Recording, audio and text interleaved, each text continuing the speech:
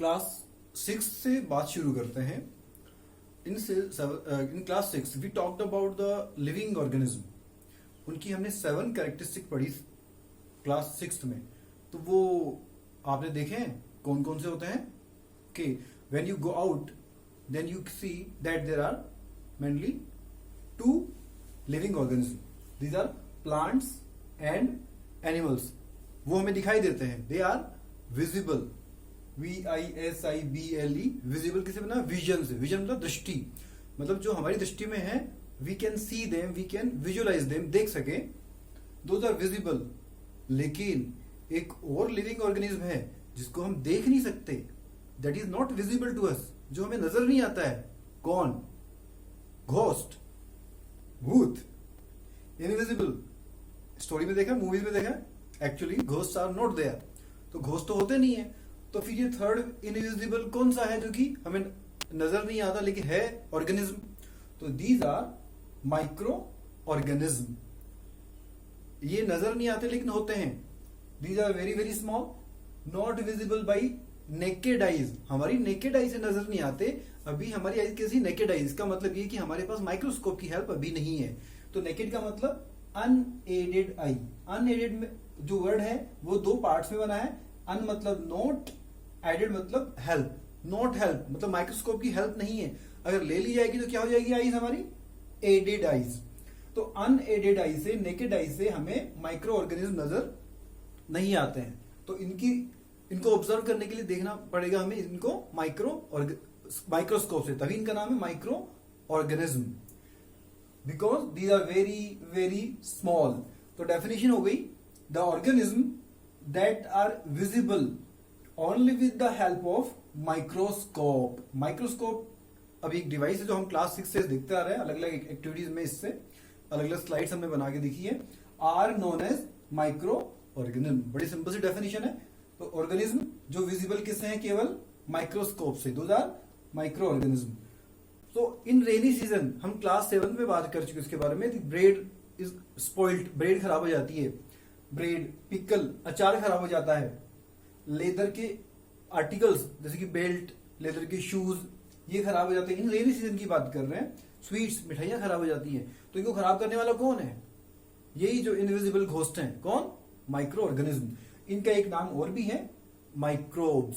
सो इनके बारे में हम इस चैप्टर में बात करेंगे। ये जो नजर नहीं आते माइक्रोब्स, इनको स्टडी करने के लिए हमें इनके टाइप्स के बारे में बात करनी पड़ेगी। तो टाइप्स के लिए हम इनका क्लासिफिकेशन स्टडी करेंगे। क्लासिफिकेशन मतलब इनके अलग अलग कैटेगरीज कौन कौन सी हैं। तो main categories, main types are 5 major types are there. Bacteria, fungi, protozoa, algae and virus. मैं एक बार फिर से प्रोनाउंसिएशन कर रहा हूं इसका। First is bacteria, fungi, protozoa, algae and virus. कुछ लोग फंजाई को फंगी भी पढ़ते हैं और एल्गी को एलजी भी पढ़ते हैं, but these are the most standard pronunciation, fungi and algae. तो 5 categories are there. So one by one we will talk about these 5 types. First of all, bacteria. Bacteria, the word is plural and last में A को हटाकर UM लगा देंगे तो bacterium word बन जाएगा। वो उसका सिंगुलर होता है, एक वचन। नाउ सबसे पहली बात, यूनिसेल्युलर। बैक्टीरिया की जो स्ट्रक्चर होती है यूनिसेलुलर, मतलब उसकी पूरी बॉडी में एक ही सेल होती है। हमारी बॉडी में अनकाउंटेबल सेल्स होती है। We are multicellular. Most of the plants are multicellular, but the bacteria they are unicellular. एक बैक्टीरियम में एक ही सेल होती है। एक ह्यूमन बीइंग में एक सेल नहीं होती है, but these are unicellular. Uni means one celled होते हैं। एंड सेकेंड, स्ट्रक्चर की खास बात इनकी, have cell wall. Cell wall के बारे में हम जब सेल की स्ट्रक्चर पढ़ेंगे 8th चैप्टर में तब बात करेंगे। बट राइट नाउ हमने क्लास 7th में डायग्राम की बात की है सेल के बारे में कि यूनिट सेल की स्ट्रक्चर क्या होती है। तो हमने इसमें ये बात की थी कि सेल के बाहर की तरफ एक बाउंड्री होती है, उसका नाम है सेल मेम्ब्रेन। तो सेल मेम्ब्रेन के बाहर की तरफ प्लांट्स की सेल में और बैक्टीरिया की सेल में एक मोटी सी वॉल भी होती है। तो इस वॉल की प्रेजेंस बैक्टीरिया में होती है। तो बैक्टीरिया की एक स्पेशल सेल्स होगी। ये प्लांट सेल तो नहीं है, लेकिन फिर भी इनमें सेल वॉल होती है। तो ये इसकी 2 खास बातें। इनको भी 4 और फर्दर सब कैटेगरी में बांटा गया है। इनके 4 टाइप्स हैं। वो कैटेगरी में बांटने के पीछे बेसिस क्या है, उनकी शेप। तो शेप के बेसिस पे बैक्टीरिया 4 तरह के होते हैं। फर्स्ट कोकस। कोकस वर्ड सिंगुलर है, लास्ट में यूएस को अगर हटाकर आई लग जाएगा तो प्लूरल बन जाएगा, वर्ड हो जाएगा कोकाई। तो कोकस राउंड शेप के बैक्टीरिया होते हैं, राउंड शेप के बैक्टीरिया, उनको कोकस बैक्टीरिया बोलते हैं। Second is bacillus. बेसिलस में सिंगुलर है ये, यूएस लास्ट में जो है उसकी जगह पर आई से रिप्लेस कर देंगे तो वर्ड बन जाएगा बेसिलाई, वो उसका प्लूरल हो जाएगा। और इनकी शेप होती है रोड शेप्ड। रोड शेप्ड ऐसी वाली लंबी सी छड़, rod. Third spiral shape. Spiral मतलब snake like structure, snake like structure, तो शेप कैसी, स्नेक जैसी। And the last one comma shaped. Comma you know in English, comma shaped, so the structure, so the name. So हम coccus के बारे में थोड़ी सी बात करें कि कोकस बैक्टीरिया जो राउंड शेप के बैक्टीरिया हैं वो भी 2 टाइप्स के होते हैं। पहले बैक्टीरिया वो जिनमें जो राउंड शेप के बैक्टीरिया हैं वो एक कॉलोनी में रहे एक साथ। कैसे रहे वो राउंड स्ट्रक्चर एक चेन के फॉर्म में रहे, या फिर दूसरी कंडीशन हो सकती है वो चेन के फॉर्म में नहीं रहे, दे मेक ए ग्रुप, एक क्लम्प। उसी तरह से जो बेसिलस बैक्टीरिया रोड शेप की बैक्टीरिया है, या तो वो एक चेन के फॉर्म में रहे, तो ये एक बैक्टीरियम दूसरा बैक्टीरियम तीसरा बैक्टीरियम, इनकी सबकी सेल्स आपस में कनेक्ट होकर एक चेन बनाती हैं। अगर तो एक बैक्टीरिया का तो कॉलोनी, एक्चुअली बैक्टीरिया कॉलोनी में रह सकते हैं इसलिए हम बात कर रहे हैं। तो अगर कॉलोनी उनकी चेन के फॉर्म में है तो ऐसी वाली होगी, ग्रुप के फॉर्म में है तो ऐसी, गुच्छे के फॉर्म में ऐसी वाली। बैक्टीरिया जो सेकंड वाला है बेसिलर रोड शेप के बैक्टीरिया, अगर वो एक चेन के फॉर्म में कॉलोनी बनाते हैं तब तो वो ऐसी चेन बनेगी। और अगर वो ग्रुप के रूप में बनाते हैं, झुंड के रूप में, तो we can draw the diagram like that. ये रैंडम है, कोई फिक्स नहीं है कि आप इसी तरह से बनाओ, बस आपको एक ग्रुप बनाना है।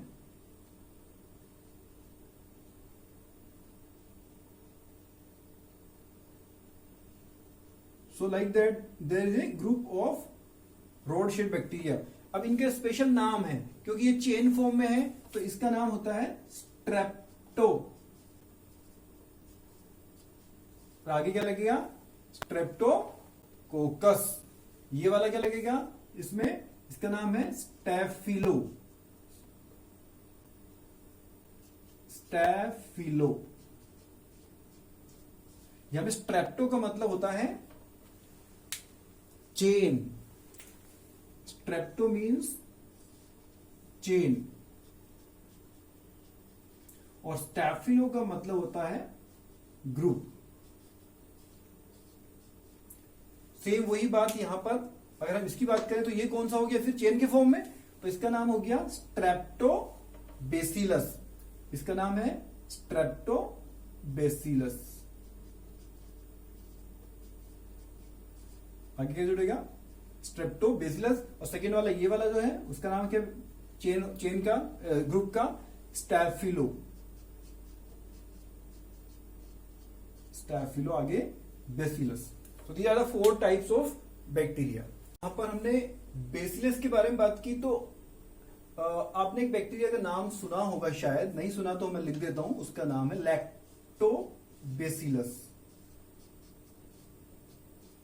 तो लैक्टोबेसिलस शेप के कारण उसका नाम है, और ये वो बैक्टीरिया है जो कि मोस्ट कॉमन बैक्टीरिया है। क्यों, क्योंकि ये पाया जाता है किसमें, इन कर्ड, दही में पाया जाता है।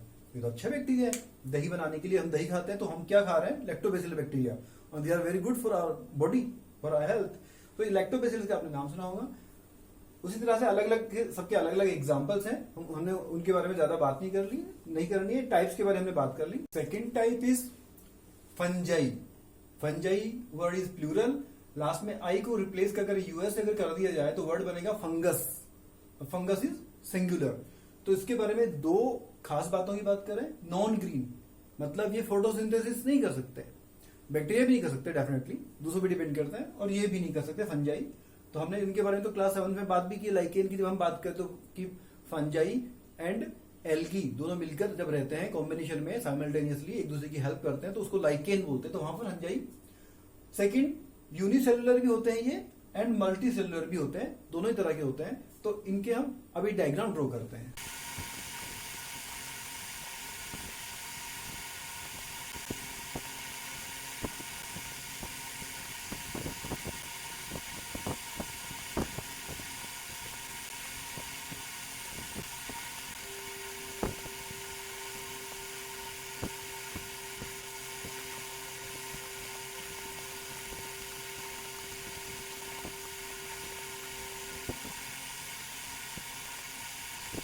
3 डायग्राम बनाए हमने यहाँ पर, ब्रेड मोल्ड का डायग्राम, पेनिसिलियम का डायग्राम, एस्परजिलस का डायग्राम। ब्रेड मोल्ड हम क्लास 7th में ही पढ़ते आए। हमने कहा कि ब्रेड में, ये ब्रेड के अंदर जाल फैला हुआ है, ये ऊपर की तरफ उनकी स्पोरेंजियम, इस स्पोरेंजियम के अंदर बहुत सारे हंड्रेड्स ऑफ स्पोर्स बनते हैं। ये स्पोर्स अंदर हमें ब्रेड के ऊपर ये राउंड स्ट्रक्चर ही नजर आती है। जब इनको लेंस से देखते हैं तो राउंड स्ट्रक्चर नजर आती है, वरना तो हमें पाउडर जैसी स्ट्रक्चर नजर आती है, ब्राउन कलर की या व्हाइट कलर की। अंदर की तरफ ये माइसीलियम में जाल फैला हुआ है।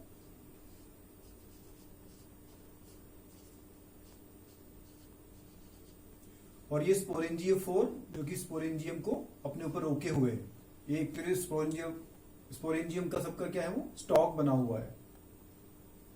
तो इसका नाम स्पोरेंजियो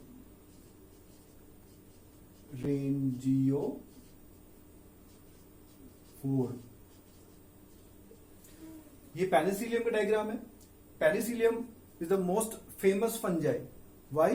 because this is the fungi by which the first antibiotic, पहली मेडिसिन बनाई थी एक साइंटिस्ट ने, अलेक्जेंडर फ्लेमिंग ने, जिनके बारे में हम बाद में इस चैप्टर में बात करेंगे। And the next is Aspergillus. तो इनमें भी स्पोर्स होते हैं, उनके अलग अलग नाम होते हैं। इनमें कोनिडियम नाम होते हैं। हायर क्लासेस की बात है, कॉलेज लेवल की बात करेंगे, आप 11th-12th में पढ़ेंगे इसके बारे में। तो these are the examples of fungi. Microbes की थर्ड टाइप है प्रोटोजोआ। प्रोटोजोआ जो वर्ड है उसमें फर्स्ट पार्ट है प्रोटो। प्रोटो का मतलब होता है फर्स्ट, जोआ का मतलब होता है एनिमल, फर्स्ट एनिमल या फर्स्ट ऑर्गेनिज्म। क्यों बोला जाता है इनको? क्योंकि इनकी जो स्ट्रक्चर होती है वो बहुत पुराने टाइप की, बहुत स्पेशल टाइप की, फर्स्ट टाइप की है। इनमें सभी के सभी जो प्रोटोजोआ होते हैं वो सिंगल सेल्ड होते हैं, यूनिसेल्युलर होते हैं। प्रोटोजोआ वर्ड है वो प्लूरल है, उसका सिंगुलर वर्ड क्या होगा? लास्ट में क्या लग जाएगा? एन। तो प्रोटोजोन वर्ड हो जाएगा, तो दैट इज सिंगुलर। तो इनके हम दो की डायग्राम के बारे में बात करेंगे, अमीबा एंड पैरामीशियम।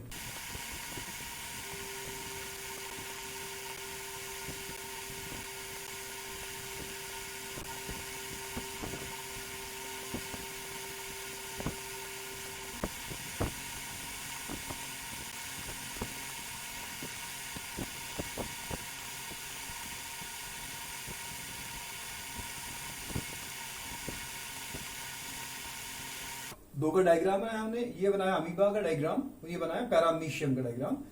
अमीबा का डायग्राम ये देखिए, ये भी एक सेल है और ये भी पैरामीशियम में भी एक ही सेल है। थोड़ा थोड़ा डिफरेंस है। इसमें मूवमेंट के लिए स्यूडोपोडियम होते हैं, मैं क्लास 7 में पढ़ चुके हैं इसके बारे में। Pseudopodium false foot, pseudo means false, झूठे। पोडियम बनाया फुट के लिए, पैर के लिए, नकली पैर, क्योंकि ये पैर यहां आफ्टर सम टाइम रहेगा कि नहीं रहेगा, this is not sure. False foot and these are food vacuole and one nucleus is there. In the diagram of this paramecium there are 2 nuclei. One is macro nucleus, एक बड़ा है, एक छोटा nucleus micro nucleus. बाकी इसमें भी एक food receive करने के लिए ओरल ग्रूव है और ये बहुत सारी फूड वैक्यूल इसमें भी दिख रही है, जैसे कि हमने अमीबा में देखी, इसमें फूड वैक्यूल है। और इस साइटोप्लाज्म में इसमें मूवमेंट के लिए स्यूडोपोडिया नहीं होते, इसमें क्या है, ये fibre like hair like structure, इनको बोलते हैं सीलिया। तो दैट इज पैरामीशियम। दोनों ही यूनिसेल्युलर है, सिंगल सेल से बने हुए हैं और अपना फूड खुद नहीं बना सकते। इनके कारण कई तरह की बीमारियां होती हैं। नाम लिखते हैं हम, डिसेंटरी, मलेरिया, बहुत फेमस नाम है मलेरिया। तो उसके लिए फैलाने वाला माइक्रोब कौन सा है? प्लाज्मोडियम।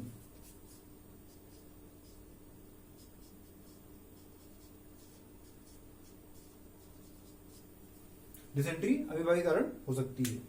तो that is about the protozoa. Is algae. Algae is plural और इसका सिंगुलर होता है, ई हट जाएगा, बन जाएगा एल्गा। Alga is singular. तो एल्गी, सबसे पहली बात इसके बारे में, ग्रीन होते हैं, मतलब अपना फूड बना सकते हैं। क्लोरोफिल इनके अंदर होता है, पिगमेंट, ऑटोट्रॉफिक है। दूसरी बात, यूनिसेलुलर एंड मल्टीसेलुलर। जैसे हमने फंजाई के बारे में बात की, फंजाई भी यूनिसेलुलर हो सकते हैं, मल्टीसेलुलर हो सकते हैं। ये भी कुछ यूनिसेलुलर भी होते हैं और बहुत सारे मल्टीसेलुलर भी होते हैं। तो ये अपना फूड खुद बना सकते हैं। हम इनमें से 2 के डायग्राम बनाएंगे।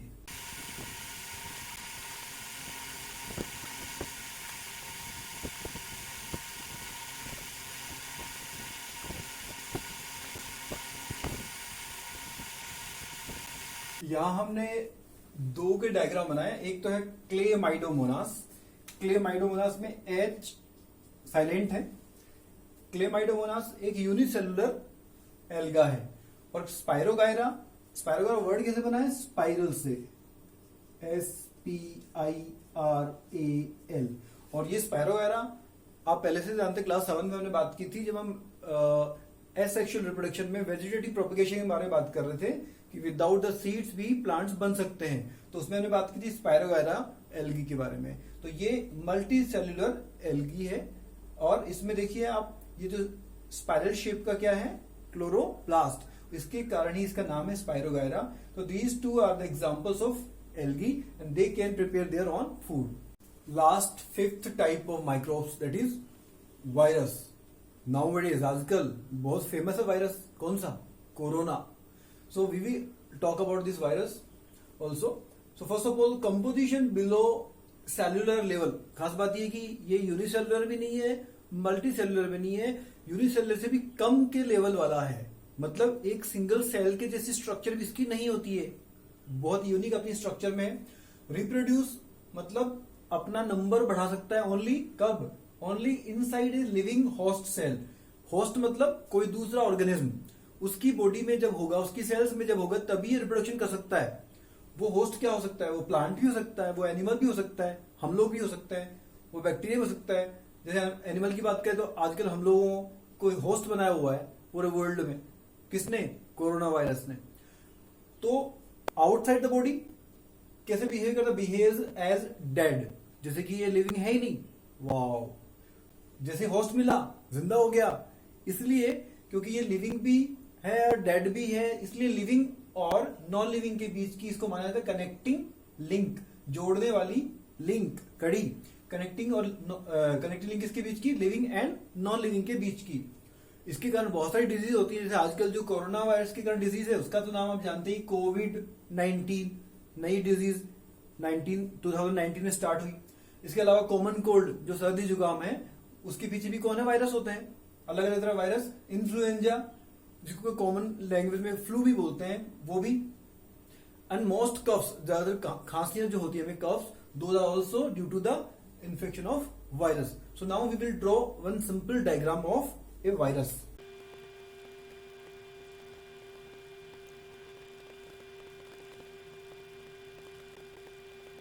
इसकी स्ट्रक्चर में देखिए, बाहर की तरफ एक मोटा सा थिक कोट है, कवर है, किसका बना होता है? प्रोटीन का। और अंदर की तरफ क्या है? एक न्यूक्लिक एसिड। न्यूक्लिक एसिड में जो न्यूक्लिक वर्ड है वो किससे बना है? ये बना है न्यूक्लियस से।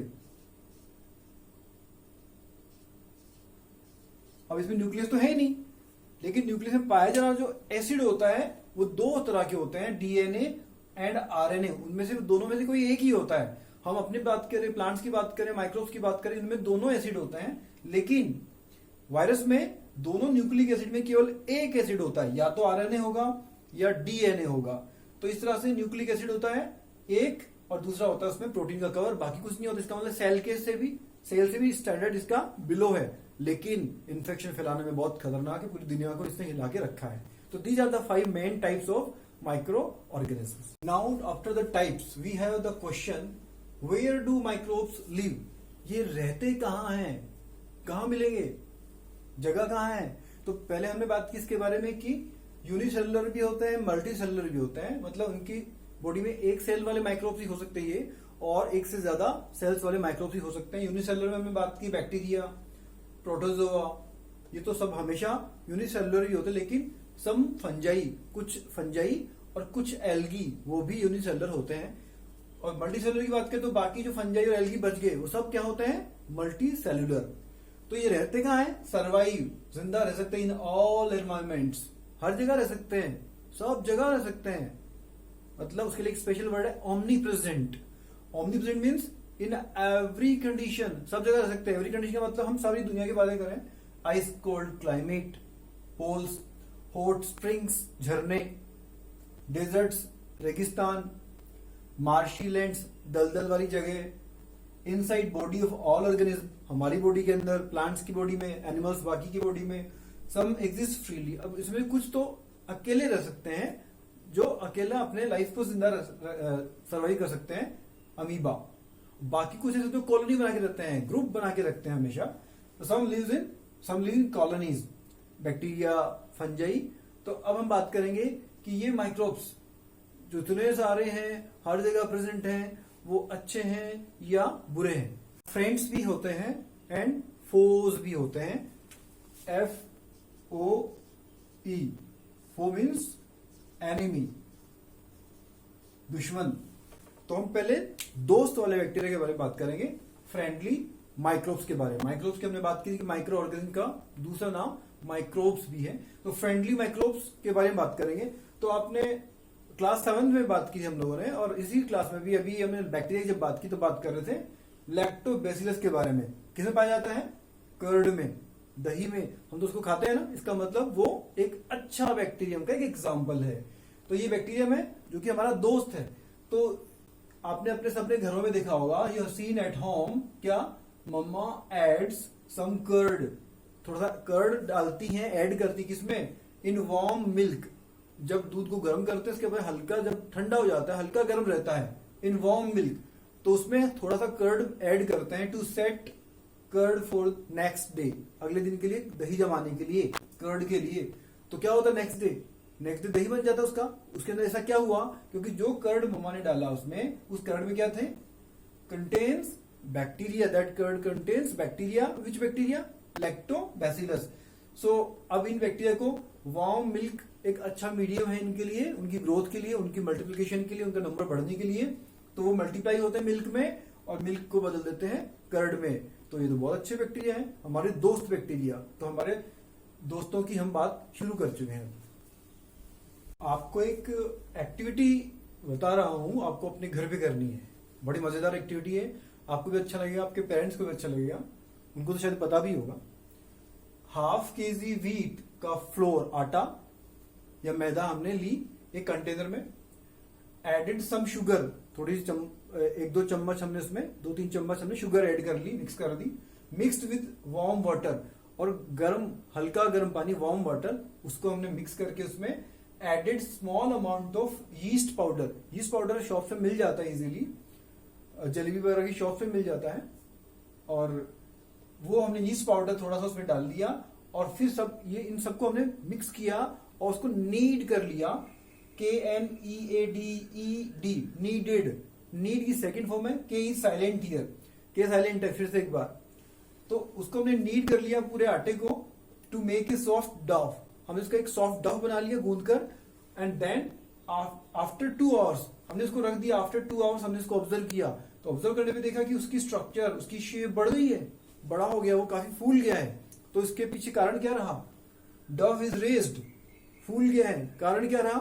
तो देखिए कारण क्या रहा? यीस्ट सेल्स, यीस्ट पाउडर हमने ऐड किया था। यीस्ट क्या है? एक फंगस है। फंगस अपना फूड बना नहीं सकता, हमने इसको क्या दिया? आटा और शुगर, जो कि इसके लिए फूड है। तो यीस्ट की सेल्स को फूड मिला, तो उसका रिप्रोडक्शन हुआ, उनका नंबर बढ़ा, रिप्रोड्यूस्ड रैपिडली, तेजी से उनका नंबर बढ़ा। कंज्यूमिंग फूड, उसने अपना फूड कंज्यूम किया और उसका नंबर बढ़ने लगा। आटा और शुगर उसका फूड था। उसके दौरान रेस्पिरेशन भी किया उसने, इनहेलेशन, एक्सहेलेशन, हमारी तरह, एनिमल्स की तरह नहीं, लेकिन उसकी अलग प्रोसेस है, जो हमने 7th क्लास में बात की इसके बारे में। तो कौन सी गैस रिलीज हुई? CO2 gas, carbon dioxide gas release हुई इन रेस्पिरेशन, और उस गैस के बबल्स निकले, बबल्स फिल्ड द डव, उस डव को बबल्स ने भर दिया, उसके कारण उसका वॉल्यूम बढ़ गया, साइज बढ़ गया। तो ये जो फॉर्मूला है, यीस्ट वाला फॉर्मूला, इसी फॉर्मूले को बेकरी इंडस्ट्री में इस्तेमाल किया जाता है, और वहां पे यीस्ट का पाउडर इस्तेमाल किया जाता है क्या क्या बनाने के लिए? Bread, pastries, cakes etcetera. तो कितना वंडरफुल फ्रेंड है ना हमारा यीस्ट। का फ्रेंडली माइक्रोब्स का हमने पढ़ा कर्ड और ब्रेड बनाने के लिए बेकरी इंडस्ट्री में। Second use, that is commercial use. Commercial मतलब बहुत बड़े पैमाने पे, for the production of different types of wine, alcohol etcetera.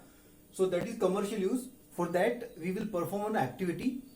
You can perform this activity at your homes also. So in the activity we took a 500 ml capacity beaker. In place of beaker you can take other container, 500 ml capacity wala.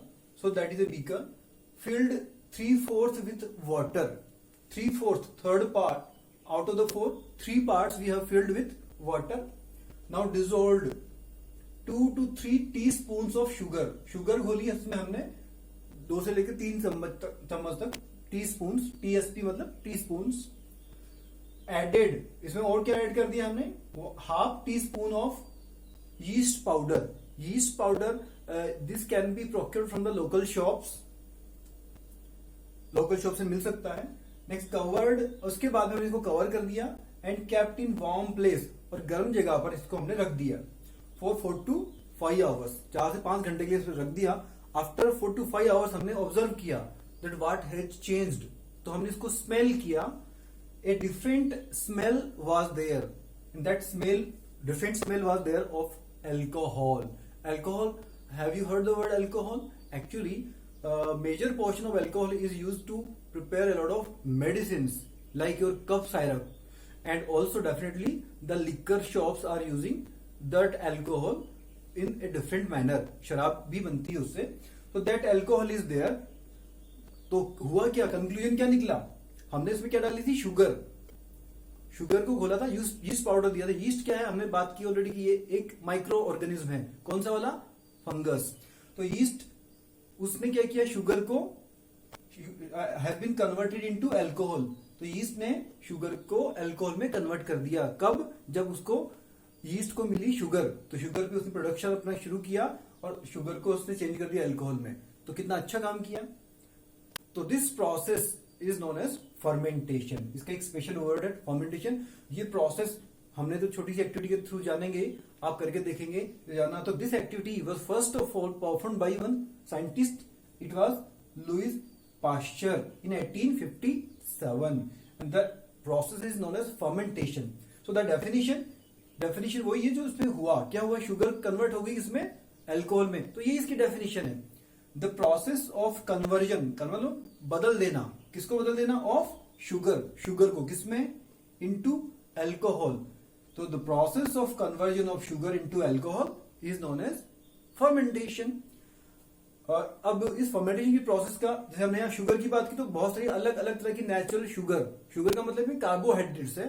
तो carbohydrates के food grains के बहुत अच्छे से sources हैं, जैसे कि barley, जौ, व्हीट, राइस. तो इन पर इनकी नेचुरल शुगर है, इनके ऊपर उगाया जाता है यीस्ट को. और यीस्ट उगाने से क्या बनती है, अलग अलग तरह की alcohol, wine, vinegar, acetic acid हम जानते हैं इसके बारे में. तो that is the second commercial use of micro organisms. Microbes friend के फॉर्म में उनका थर्ड यूज है मेडिसिनल यूज. मेडिसिनल मतलब मेडिसिन के फॉर्म में उनका यूज होता है. माइक्रोब्स का मेडिसिन के फॉर्म में यूज, आपने तो सुना होगा कि जर्म्स, बैक्टीरिया बीमार कर देते हैं.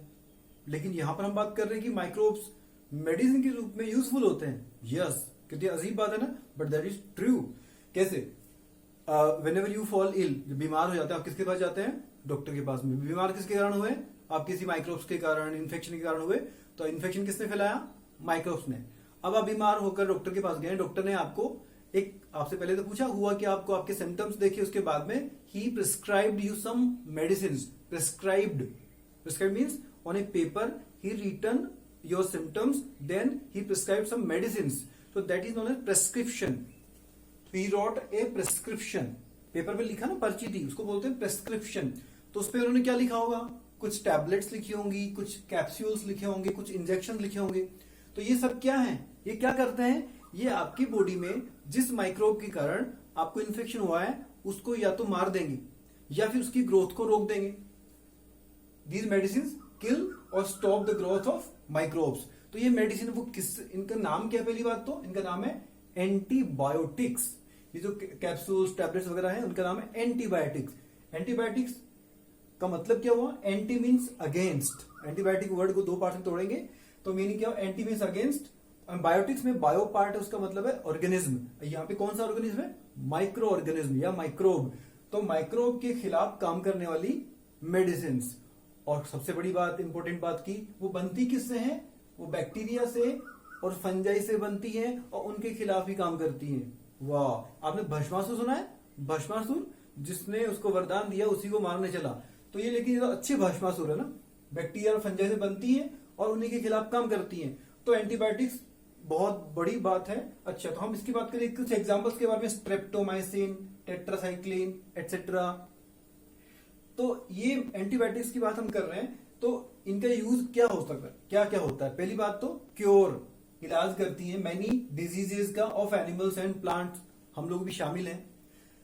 इनका क्या करते हैं, मिक्स कर देते हैं लाइव स्टॉक के फूड में, mix with feed of livestock. Livestock का मतलब यहाँ पे कैटल से है, buffaloes, cows, goats etcetera, and poultry, poultry birds, the birds, the hen, cock etcetera. तो उनके फीड में भी मिक्स कर देते हैं, किसके लिए, to check the growth of microbes, उनकी बॉडी में ग्रोथ माइक्रोब्स की ना हो, तो इसलिए उनके फूड में भी, फूड को फीड लिखा गया है क्योंकि उनके इससे फीडिंग हो रही है, तो इसलिए फीड, तो उनके फीड में मिक्स कर दिया जाता है। लेकिन सबसे इंपॉर्टेंट बात क्या है, प्रिकॉशंस। एंटीबायोटिक्स लेते हुए प्रिकॉशंस क्या रखने चाहिए, प्रिकॉशंस क्या है, पहला क्या है, हमने बात की प्रिस्क्रिप्शन लिखते डॉक्टर, तो प्रिस्क्राइब्ड बाई ए सर्टिफाइड और क्वालिफाइड डॉक्टर, एक डॉक्टर के पास से हमें प्रिस्क्रिप्शन करवाना चाहिए, लिखवाना चाहिए। ऐसा नहीं कि आपके घर में किसी ने बोला बेटा ये टैबलेट ले लो, ये किसी और ने बोल दिया, अब मेडिकल स्टोर के पास ही चले गए, मेडिकल स्टोर वाले बंदे ने, फार्मासिस्ट ने बोला take this medicine you will be okay, so this is not the right practice, you should take this prescription from a qualified doctor, the first precaution. Second precaution, doctor ने बोला आपको 5 days तक tablet लेनी है, 3 doses लेने हैं, morning में इतनी टैबलेट, सेकंड लंच में इतनी, इवनिंग में इतनी, तो वो डोजेज कितने दिन तक लेने हैं, तो उसको कोर्स को पूरा करना जरूरी है, must finish the course as prescribed by the doctor. And third, don't take unnecessary और रॉन्ग डोजेज। अननेसेसरी का मतलब, मुझे पिछली बार ऐसा हुआ था, हल्का सा लगा था तो मैंने वाली डॉक्टर से प्रिस्क्रिप्शन करवाया था, लिखाया था, और मैंने ये टैबलेट ली, मैं ठीक हो गया था। अब ऐसा लग रहा है मुझे ऐसा कुछ होने वाला है, तो वैसी टैबलेट ले लेता हूं, हो सकता है कि कुछ और कारण रहा हो, सिम्टम वैसे लग रहे हैं आपको, सो अननेसेसरी मेडिसिन आपको नहीं लेनी चाहिए।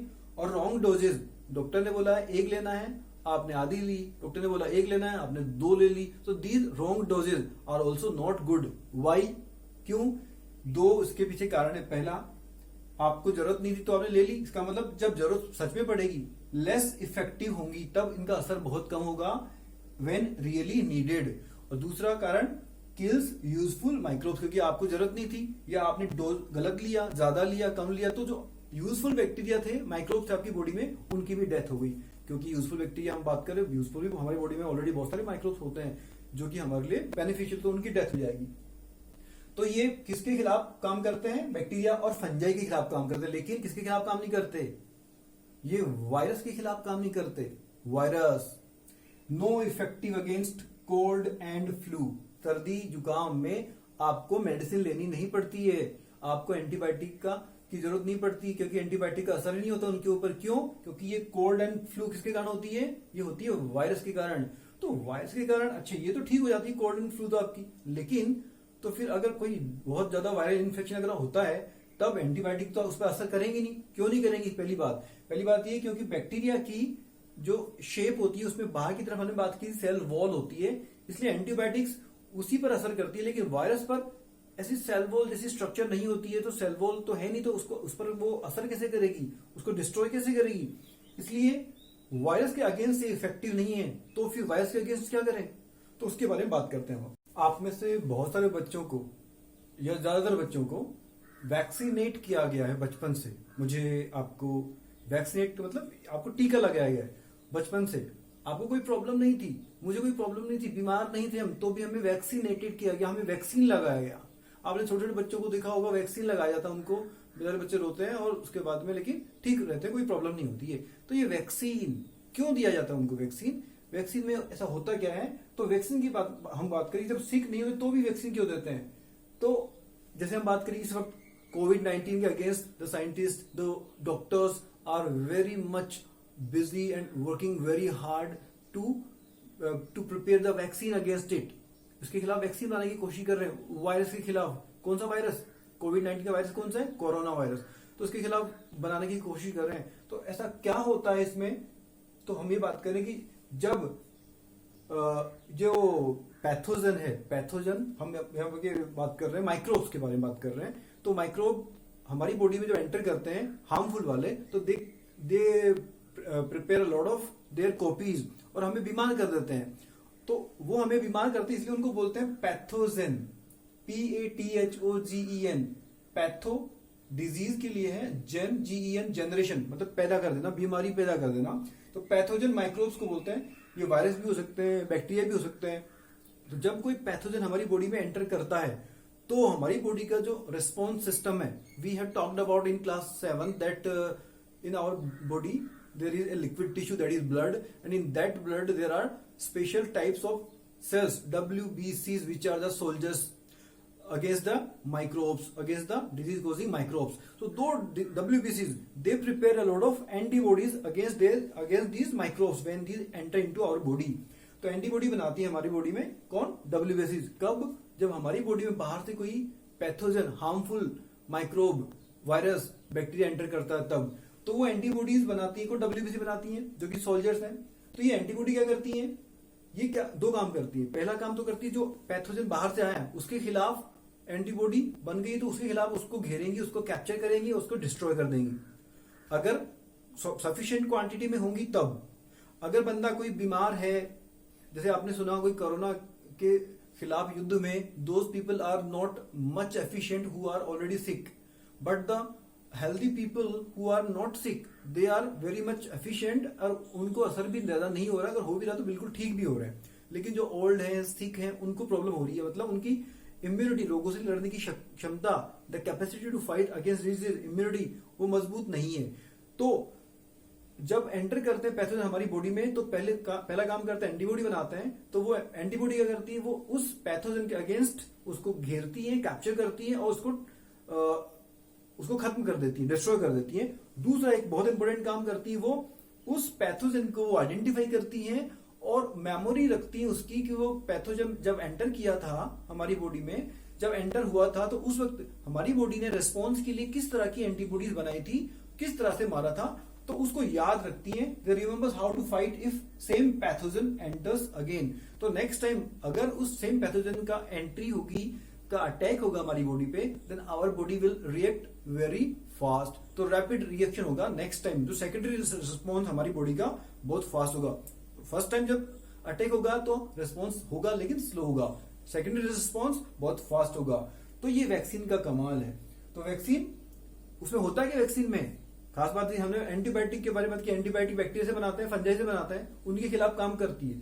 तो वैक्सीन इसमें भी क्या होता है? डेड, या तो डेड है या डीएक्टिवेटेड, जो एक्टिव नहीं है, वीकेंड है, कमजोर है, ऐसे माइक्रोब्स, उन माइक्रोब्स को एंटर कराया जाता है, इंट्रोड्यूस कराया जाता है इन ए हेल्दी बॉडी। मैं हेल्दी, आप हेल्दी, तो हेल्दी बॉडी में छोटा बच्चा हेल्दी होता है तो उसकी बॉडी में उसको एंटर कराया जाता है। क्यों? जैसे कि उसकी बॉडी का जो इम्यून सिस्टम वो क्या बनाए, उसके अगेंस्ट बहुत सारी एंटीबॉडीज, और जो एंटीबॉडी बनाएगा तो क्योंकि ऑलरेडी हम बीमार तो है नहीं उस डिजीज के प्रति, लेकिन हमारी बॉडी में क्या बन जाएंगी? उसके खिलाफ खूब सारी एंटीबॉडीज। और जब रियल में when these microbe against this disease, when these disease causing microbe pathogen will enter into our body, at that time our body will be very much ready to fight against those microbes. तो antibodies are produce for future के लिए बन जाएंगी पहले से ही, and we are protected.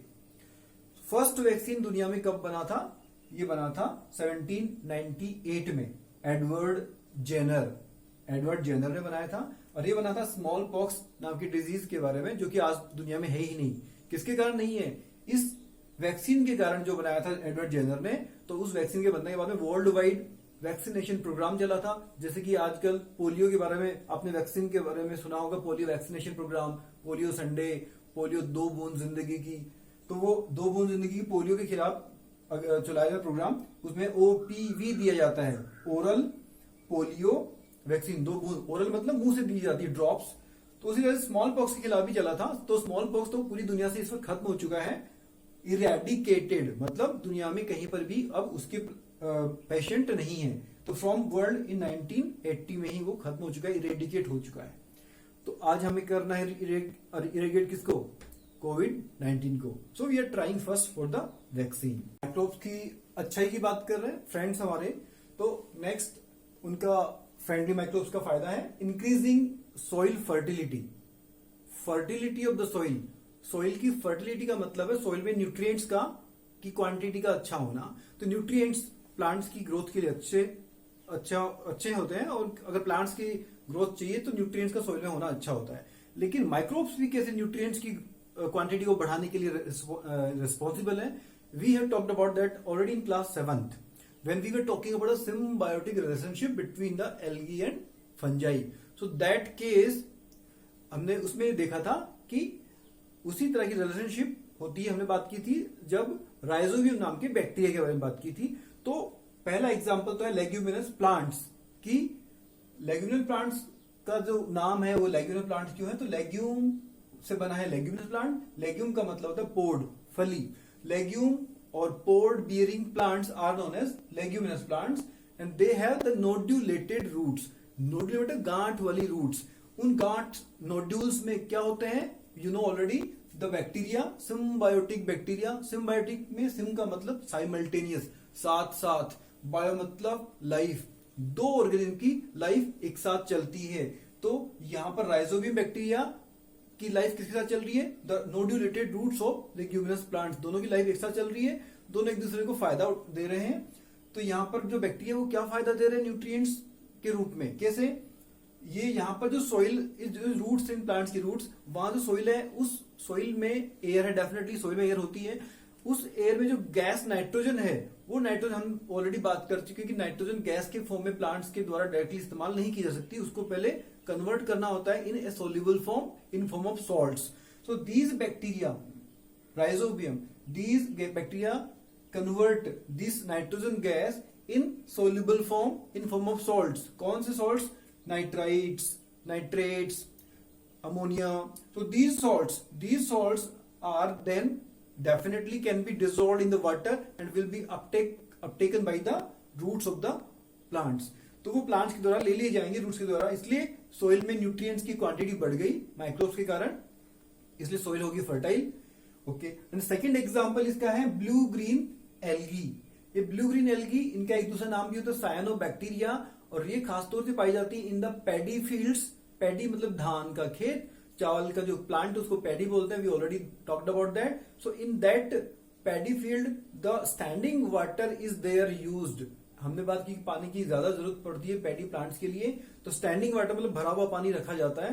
तो there in that standing water these blue green algae are very much grown and they do the same process as the rhizobium bacteria with the symbiotic relationship with nodulated roots of leguminous plants.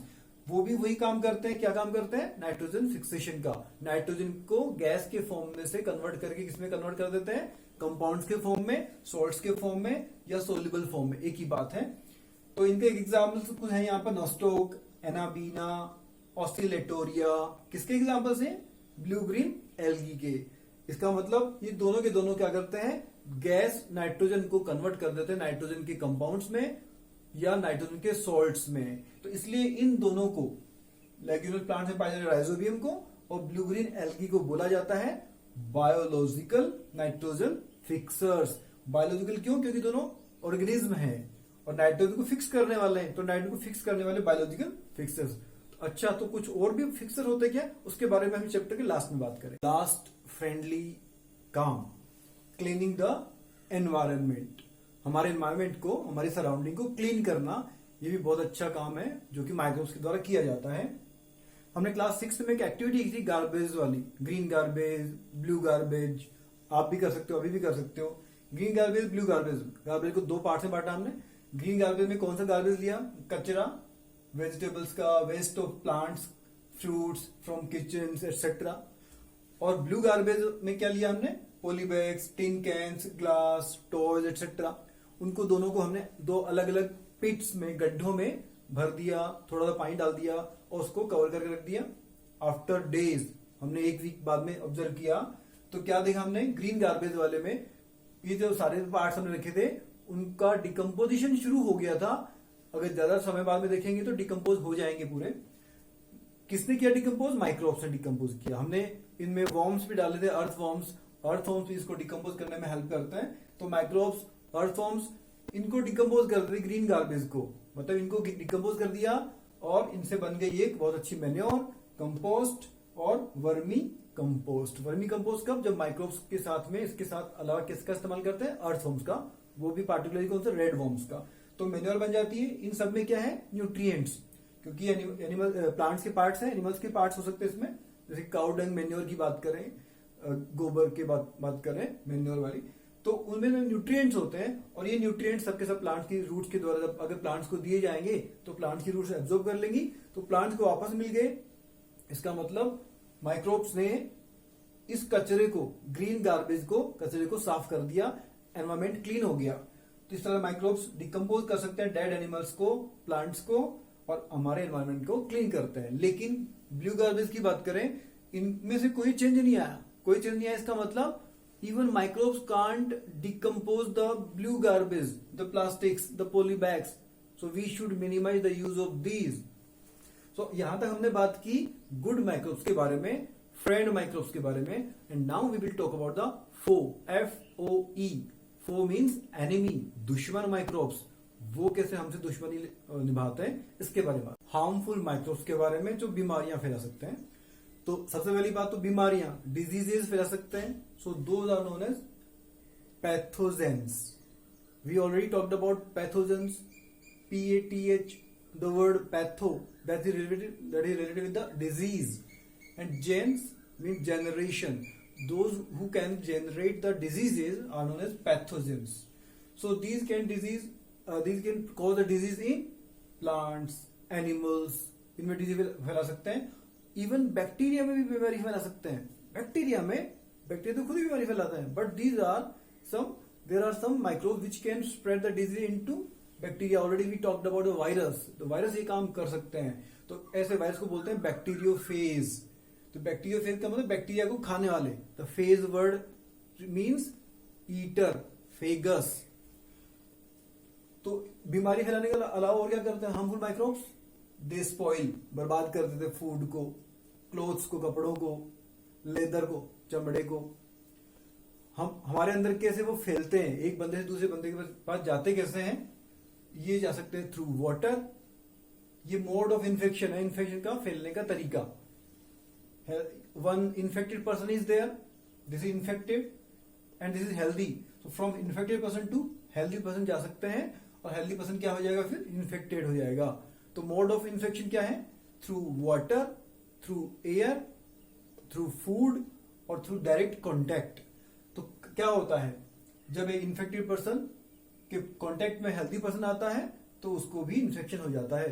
तो ऐसी diseases जो एक infected person से एक healthy person में transmit हो सकती हैं, जा सकती हैं, कम्युनिकेट हो सकती हैं। Those diseases are known as communicable diseases. Word बना किससे? कम्युनिकेशन से, मतलब एक जगह से दूसरी जगह जाना।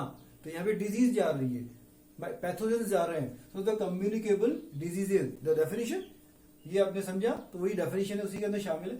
माइक्रोबियल डिजीजेज मतलब माइक्रोब से होने वाली डिजीजेज दैट कैन स्प्रेड, फैल सकती हैं, from an infected person to a healthy person are known as communicable diseases. जो इन्फेक्टेड पर्सन से हेल्दी पर्सन को कम्युनिकेट हो सकती है, स्प्रेड हो सकती है, उनको बोलते हैं कम्युनिकेबल डिजीजेज। आजकल कोविड-19 का कम्युनिकेशन बहुत ज्यादा हो रहा है, ये भी कम्युनिकेबल डिजीज है। एक बंदे को है, उसके कॉन्टेक्ट में जो भी आए उनको भी कम्युनिकेशन हो गया, तो ये कम्युनिकेबल डिजीज का एक बहुत अच्छा एग्जाम्पल है। कोविड-19, कोल्ड सर्दी जुकाम, कॉलरा, हैजा, टीबी, चिकन पॉक्स एटसेट्रा। तो इनमें इन्फेक्टेड पर्सन जब खांसता है, कफ और स्नीजेस, छींकता है, तो खांसने छींकने के दौरान हमारे मुंह से, हमारे नाक से, थ्रू नोज और mouth, a lot of fine मतलब very very small droplets, those go out through the air, and when those are present in the air and in the same air, उसी एयर में एक healthy person ने भी सांस ली, वो उनके contact में आया, तो उन फाइन ड्रॉपलेट्स को उसने अपने सांस के थ्रू इनहेल कर लिया, and that also is now infected. इसलिए जरूरी क्या है, उस बंदे को जिसको इन्फेक्शन है उसको अलग रखा जाए इन क्वारंटाइन मतलब अलग थलग रखा जाए। और दूसरा, जिस बंदे को इन्फेक्शन है वो भी और बाकी लोग भी, उसके आसपास वाले क्या इस्तेमाल करें? Handkerchief on the face. So that is the best way for the prevention of this. और एक और तरीका है, कौन सा? जब हमने बात की वैक्सीन के बारे में, तो वैक्सीन बन जाए तो वैक्सीनेशन भी एक इसका बहुत अच्छा तरीका है।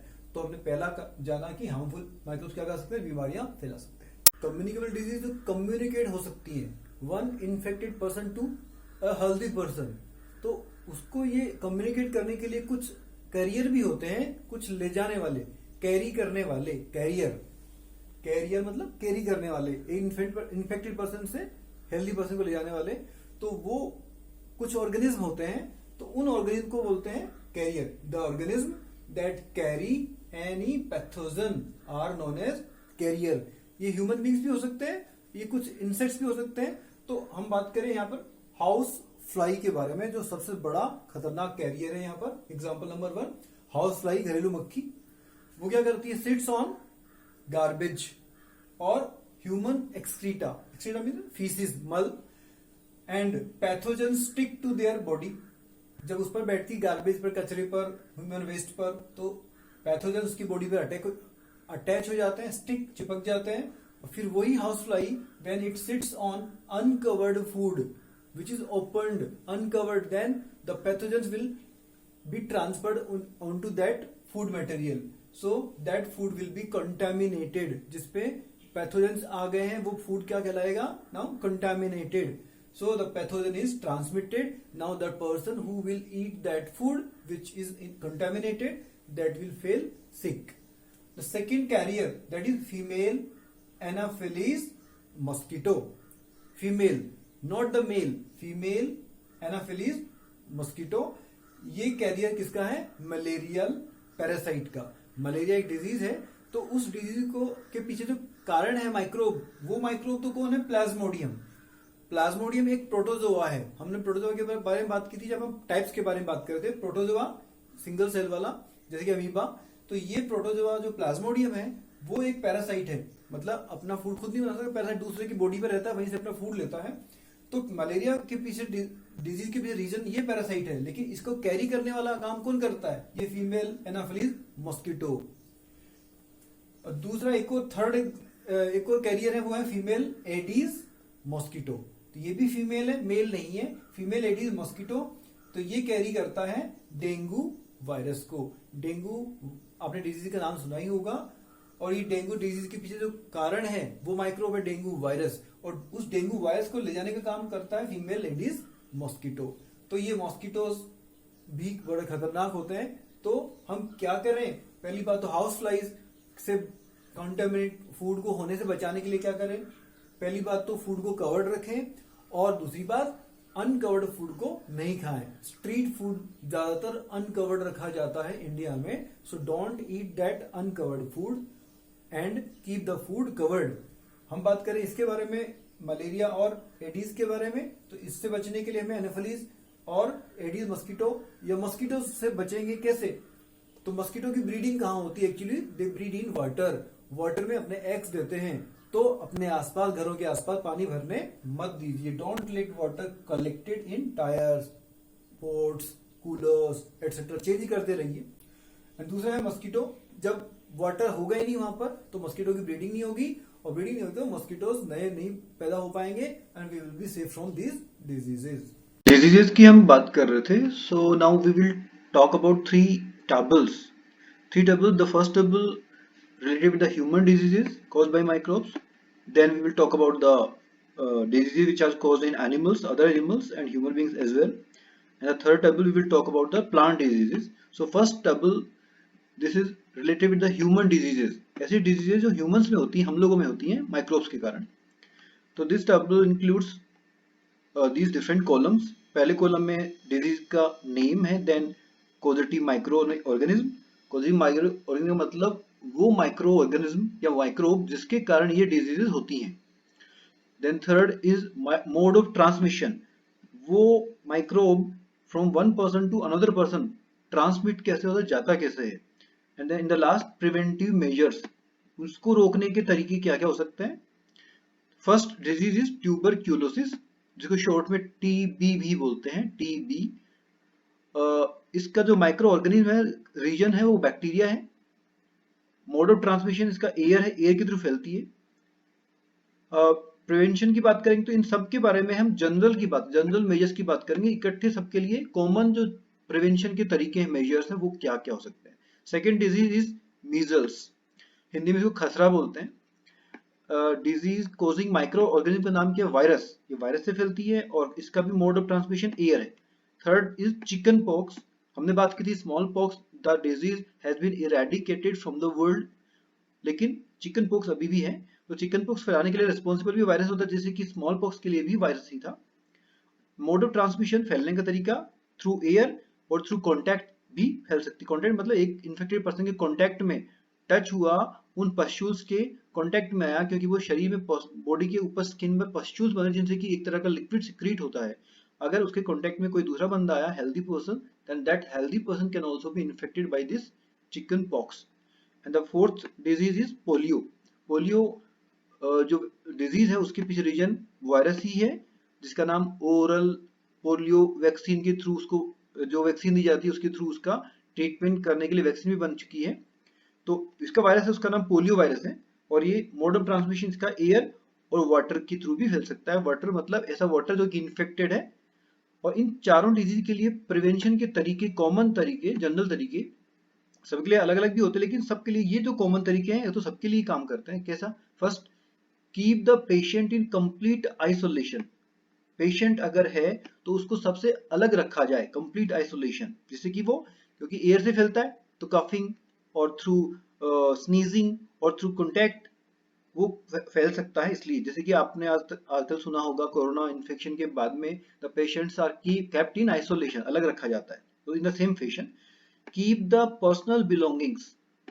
पर्सनल बिलोंगिंग का मतलब उसकी व्यक्तिगत जो चीजें हैं, उसके कपड़े, उसके बर्तन, खाने पीने का सामान of the patient away from those of the others, दूसरों से अलग रखा जाए। And third is vaccination to be given at suitable age. और इनके लिए क्योंकि वैक्सीन बन चुकी है सबके लिए, तो वैक्सीन दिया जाए उनको प्रॉपर एज पे, तो फ्यूचर में उनको ये डिजीज होंगी ही नहीं। Next set of disease, cholera and typhoid दोनों की बात करते हैं। तो कॉलरा के लिए रिस्पॉन्सिबल जो ऑर्गेनिज्म है वो बैक्टीरिया है। हमने कोमास्टेट बैक्टीरिया की बात की थी, चौथा टाइप। तो इसमें बैक्टीरिया जो है वो विब्रियो कॉलरी, वो कोमा शेप बैक्टीरिया है। और मोड ऑफ ट्रांसमिशन है वाटर और फूड। अगर इन्फेक्टेड फूड है तो उससे हो सकता है, इन्फेक्टेड वाटर है तो उससे भी कॉलरा इन्फेक्ट दूसरे बंदे को कर सकता है। टाइफाइड जो डिजीज है उसके पीछे रीजन भी बैक्टीरिया ही है। अच्छा, ये बैक्टीरिया सबके लिए स्पेशल बैक्टीरिया होते हैं, अलग अलग वायरस होते हैं। ऐसा नहीं कि सबके लिए वायरस लिखा मतलब एक ही तरह का वायरस होगा, सबके लिए अलग अलग वायरस होते हैं। जैसे यहाँ बैक्टीरिया लिखा है तो ये बैक्टीरिया कोलेरा के लिए डिफरेंट बैक्टीरिया है और टाइफाइड के लिए डिफरेंट बैक्टीरिया है। मोड ऑफ ट्रांसमिशन, टाइफाइड के लिए भी वाटर है, वाटर के थ्रू एक बंदे से दूसरे बंदे को ये स्प्रेड हो सकता है। मेंटेन पर्सनल हाइजीन, दोनों ही डिजीज के लिए प्रिवेंटिव मेजर्स की बात कर रहे हैं, बचने के तरीके। तो पर्सनल हाइजीन रखी जाए, व्यक्तिगत स्वच्छता and good sanitary habits. Sanitary habit का मतलब हैंड वॉश करने की हैबिट, जैसे कि आपको आजकल बताया जा रहा है। Then whenever you come inside your house, home from outside, then you should definitely wash your hand properly for 20 seconds. And in the same fashion बहुत सारी sanitary habits, consume properly cooked food, properly cook किया हुआ food खाया जाना चाहिए, कच्चा नहीं हो। and boiled drinking water, boiled drinking water best water होता है, क्योंकि बॉईल करने से माइक्रोब्स की डेथ हो जाती है और वो हमें कोई प्रॉब्लम नहीं क्रिएट कर सकते। अब आप सोचेंगे कि डेड माइक्रोब्स वाला पानी अगर हम पिएंगे लेकिन हम छान लेंगे, लेकिन आपको पता है छानने से भी वो माइक्रोब्स है ना, वो उस फिल्टर्ड वाटर में भी आ जाते हैं। ओ, तो हम तो डेड वाटर, डेड माइक्रोब्स को वाटर में आ गए, उनको भी पी रहे हैं। Yes, this is true. लेकिन हमने ये भी बात की है कि माइक्रोब जब हमारी बॉडी में एंटर करते हैं, हमारी बॉडी की एंटीबॉडीज बनाने की जो कैपेसिटी वो जाग जाती है, मतलब WBC बनाने लगती है एंटीबॉडीज। अब क्योंकि हमने जो माइक्रोब्स पिए वाटर में, वो माइक्रोब्स कैसे हैं? डेड हैं। तो हमने बात की थी वैक्सीन में भी क्या दिया जाता है? डेड, डिकेइंग और वीकेंड माइक्रोब्स। तो ये ड्रिंकिंग वाटर में अगर बॉईल किया हमने और ठंडा करने के बाद उसको पिया, तो माइक्रोब्स तो हो सकते हैं उसमें, लेकिन वो डेड है, तो हमारी बॉडी को उनका असर अच्छा ही होगा, उससे हमारी बॉडी में एंटीबॉडी का प्रिपरेशन ही होगा, तो कोई प्रॉब्लम उनसे नहीं है, क्योंकि वो अलाइव नहीं है, इसलिए बॉईल करना पड़ा उस पानी को। And third measure is vaccination, और इनके लिए भी वैक्सीन बन गई है, तो वैक्सीन दी जाए तो नेक्स्ट फ्यूचर में जब डिजीज के सामने हम आए, उस माइक्रोब के सामने जब आए, तो we will be safe. Next, hepatitis B. Hepatitis B disease is caused by a virus and the mode of transmission is water. Water के थ्रू फैलती है, अगर हमने इन्फेक्टेड वाटर पिया तो हमें हो सकती है हेपेटाइटिस बी। और इसका तरीका क्या है बचने का? पानी से फैलती, तो पानी कैसा होना चाहिए? बॉइल्ड जिससे कि माइक्रोब्स में ना हो। और दूसरा तरीका है वैक्सीनेशन, तो इसके लिए भी वैक्सीन है, तो वैक्सीनेशन टाइम टाइम पे करवा लेना चाहिए। Next set of disease, malaria. Malaria के बारे में हमने पहले भी बात की थी। मलेरिया के पीछे जो माइक्रोब है वो है प्रोटोजोआ, और प्रोटोजोआ का नाम क्या है? प्लाज्मोडियम। प्रोटोजोआ हमने बात की अमीबा और पैराविशियम के डायग्राम बनाने के बारे में, तो वैसे ही एक माइक्रोब है प्रोटोजोआ की कैटेगरी में, उसका नाम है प्लाज्मोडियम। और इसका फैलाने के लिए रिस्पॉन्सिबल कौन होता है? Career, mosquito. हमने कैरियर के बारे में बात की, जो माइक्रोब्स को एक जगह दूसरे को फैलाते हैं। तो मस्कीटो भी कौन सा हमने बात की इसके बारे में? Female Anopheles mosquito. तो इसके लिए बचने के तरीके क्या है? मस्कीटो नेट का इस्तेमाल करें, मच्छरदानी का। रेपेलेंट्स मतलब कुछ केमिकल्स होते हैं वो हमारी बॉडी पे हम स्किन पे अप्लाई करते हैं, then the mosquitoes are kept away. Spray insecticides, दूसरा तरीका है इंसेक्टिसाइड। कुछ केमिकल्स होते हैं जो कि इंसेक्ट्स को मार देते हैं, तो उनको स्प्रे करें। And control breeding of mosquito by not allowing water to collect in the surrounding. हमारे आसपास पानी को भरने नहीं दें, क्योंकि इंसेक्ट्स मस्कीटो जो होते हैं उनकी ब्रीडिंग साइट वो अंडे देते कहाँ है? स्टैंडिंग वाटर में, भरे हुए पानी में। इसलिए हमारे आसपास भी पानी बिल्कुल भी हमें बाहर जो वेस्ट टायर पड़े हैं या कोई और कंटेनर पड़ा है, तो या हमारे घर के डेजर्ट कूलर में भी अगर पानी भरा हुआ लंबे समय तक उसको हमने यूज नहीं किया, तो that is also a very good site for the breeding of mosquitoes. So that should be time to time replaced. पानी को बार बार हमें चेंज करते रहना चाहिए कूलर के अंदर। ऐसा नहीं कि वो भरा है अभी तो रहने दो उसको, अभी तो काम आता रहेगा। वो एक ब्रीडिंग साइट बन चुका होगा मस्कीटोज के ब्रीडिंग के लिए। नाउ बात करेंगे हम कॉमन एनिमल डिजीज के बारे में। माइक्रोब्स ह्यूमन बींग्स के अलावा अलग दूसरे एनिमल्स में भी डिजीज क्रिएट करते हैं, तो उसके बारे में बात करते हैं। दो डिजीज की बात करेंगे। पहला है एंथ्रेक्स, उसका एग्जांपल। एंथ्रेक्स एक ऐसी बीमारी जो ह्यूमन बींग में भी आ चुकी है। उसके पीछे माइक्रो ऑर्गेनिज्म जो है वो बैक्टीरिया। बैक्टीरिया कौन सा? इसके लिए एक स्पेशल बैक्टीरिया का जो नाम है वो भी बताने की बात कर रहे हैं। क्यों? क्योंकि ये वो बैक्टीरिया है जो सबसे फर्स्ट टाइम डिस्कवर किया गया था, पहला बैक्टीरिया जिसको पता लगा था दुनिया को, और वो रॉबर्ट कोच 1876 में उन्होंने डिस्कवर किया था।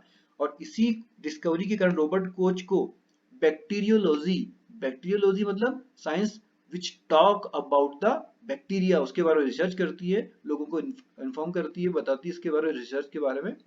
तो वो जो बैक्टीरियोलॉजी साइंस है उसके फादर के रूप में रॉबर्ट कोच को आज भी माना जाता है। तो बैक्टीरिया फर्स्ट, उन्होंने बैसिलस एंथ्रेसिस के बारे में बताया दुनिया को, और यही बैक्टीरिया रिस्पॉन्सिबल है एंथ्रेक्स डिजीज के लिए। खास बात यह कि ह्यूमंस को भी इन्फेक्ट कर सकता है, और कैटल मतलब काउज, बफेलो एटसेट्रा उनको भी इन्फेक्ट कर सकता है। And next disease is foot and mouth disease. Foot and mouth disease खासकर कैटल में होती है, मवेशियों में, गाय भैंस बकरी इनमें होती है। इसमें इन्फेक्शन जो फैलता है वो माइक्रोब के कारण फैलता है। कौन है माइक्रोब? वायरस।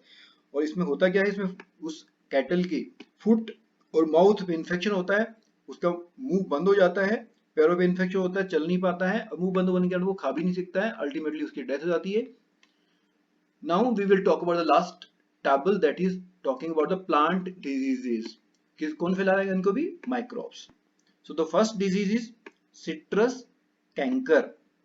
यहाँ पे हमने सिट्रस कैंकर में सिट्रस वर्ड के बारे में जाने। क्लास 7 में हमने बात की सिट्रस फ्रूट्स के बारे में। सिट्रस फ्रूट्स का मतलब खट्टे फल, lemon, orange, raw mango etcetera. तो ये डिजीज होती है इन फ्रूट्स में, खासकर जैसे हम लेमन की बात करें। फैलाने के लिए रिस्पॉन्सिबल माइक्रोब है बैक्टीरिया, और फैलने का तरीका, mode of transmission, that is air. Next disease is rust of wheat.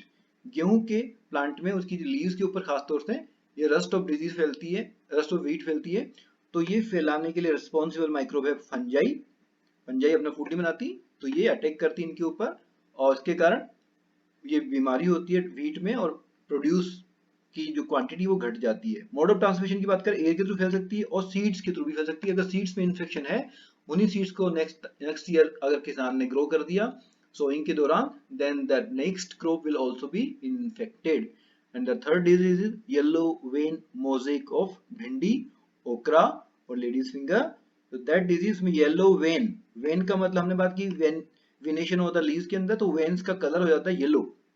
तो उसके पीछे रीजन माइक्रोब है वायरस, और ये वायरस फैलता किसके थ्रू है? इंसेक्ट्स के थ्रू। तो these diseases are caused by the microbes in plants. अब इसका रिजल्ट क्या होता है इन इन्फेक्शन का, इन प्लांट्स में अगर होता है तो क्रॉप यील्ड घट जाता है। और तरीका क्या है इसका? ट्रीटमेंट का तरीका क्या है? आपने बहुत सारे स्प्रेयर्स देखे होंगे जो कि प्लांट्स में, क्रॉप प्लांट्स के ऊपर स्प्रे किए जाते हैं, insecticide and different other chemicals. तो वो केमिकल्स को स्प्रे करके इन डिजीजेस से बचा जा सकता है। तो that was all about the microbes which spread disease in human beings, plants and animals. कभी आपने सुना कि कोई पार्टी थी, marriage party, any other birthday party etcetera, and after that party when the people got ill, बीमार हो गए, ILL, इल मतलब बीमार हो गए, पार्टी में उन्होंने कुछ खाया, दावत थी, तो उसमें जो खाना था उसने उनको बीमार कर दिया, फूड ने बीमार कर दिया, मतलब फूड पॉइजन बन गया, फूड जहर बन गया। इवन कई बार तो ऐसा होता है कि डेथ भी हो जाती है ऐसा फूड खाने से जो कि पॉइजन बन गया। तो फूड कभी पॉइजन बन सकता है? यस। किसके कारण बन सकता है? माइक्रोब्स के कारण, क्योंकि हम माइक्रोब्स की बात करें, माइक्रोब्स हार्मफुल भी होते हैं। So the harmful microbes can turn the food into poison, toxin, poison और टॉक्सिन भी बन सकता है फूड। सो क्यों हुआ ऐसा? फूड पॉइजनिंग के कारण the food has been turn into poison, food poison बन गया। तो उसमें हुआ क्या? कंजप्शन, हमने क्या खाया? कंजम्पशन ऑफ फूड, ऐसा फूड हमने खाया which was infected, the food was infected by microbes, microbes उसके अंदर थे, is known as food poisoning. तो ऐसा भी हो सकता है कि हमने जो फूड खाया वो पॉइजन बन गया। उसके पीछे कारण तो हमारी केयरलेसनेस ही रही होगी वैसे। तो कारण क्या है? Infected food, the food was infected. Food infect हुआ क्यों? हमने उसको ओपन रखा, प्रॉपरली कुक नहीं किया, इसलिए माइक्रोब्स को मौका मिल गया ग्रोथ करने का। Microbes grown on the food, microbes उस फूड के ऊपर ग्रोथ होना शुरू हो गई। एंड माइक्रोब्स, हमने बात की थी डेंटल सिक्योरिटी के बारे में कि अगर हम प्रॉपरली ब्रश नहीं करते हैं तो फूड बच जाता है, साफ नहीं करते मुंह तो आफ्टर मील्स, तो वो फूड जो दांतों पर बच गया, वो फूड माइक्रोब्स के लिए बहुत अच्छा फूड का सोर्स है। माइक्रोब्स उन पर ग्रोथ करते हैं, उसके बाद में रिलीज करते हैं एसिड्स। तो इसी तरह से यहां पर भी अगर फूड के ऊपर ग्रोथ होती है माइक्रोब्स की, तो माइक्रोब्स रिलीज करते हैं, प्रोड्यूस करते हैं टॉक्सिक और पॉइजनस सब्सटेंसेस, जहरीले सब्सटेंसेस को रिलीज करते हैं और फूड बन जाता है पॉइजन। तो रिजल्ट क्या है? रिजल्ट क्या होगा ऐसा फूड अगर हमने कंज्यूम किया? कंज्यूम करना मतलब उपयोग करना, खाना।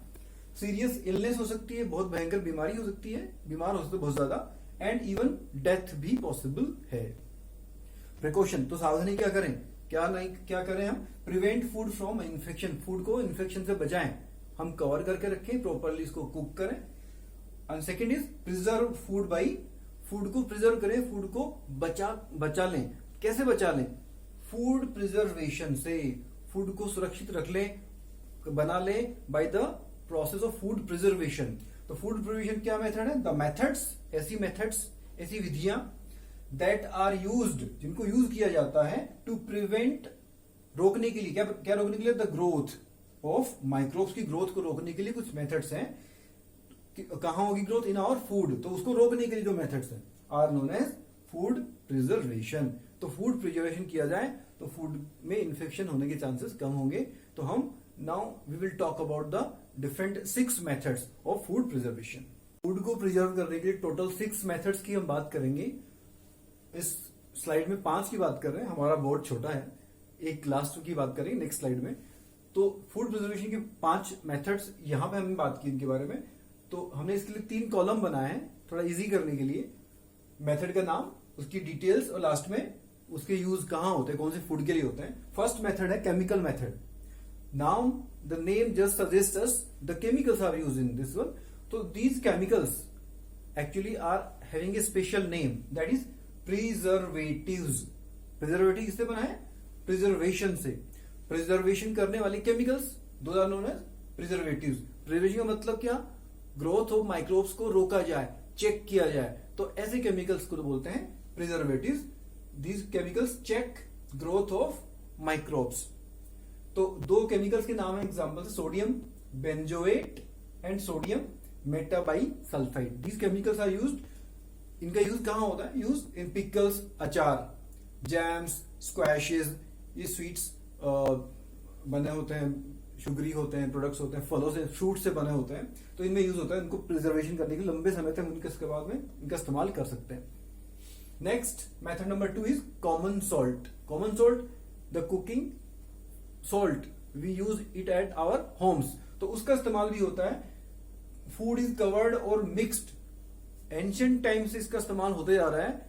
मीट के लिए, फिश के लिए बचाने के लिए, प्रिजर्व करने के लिए, those meat and fish were covered by the salt, तो सॉल्ट इधर कवर किया था, लेकिन आजकल उसका मिक्स करके भी इस्तेमाल करते हैं।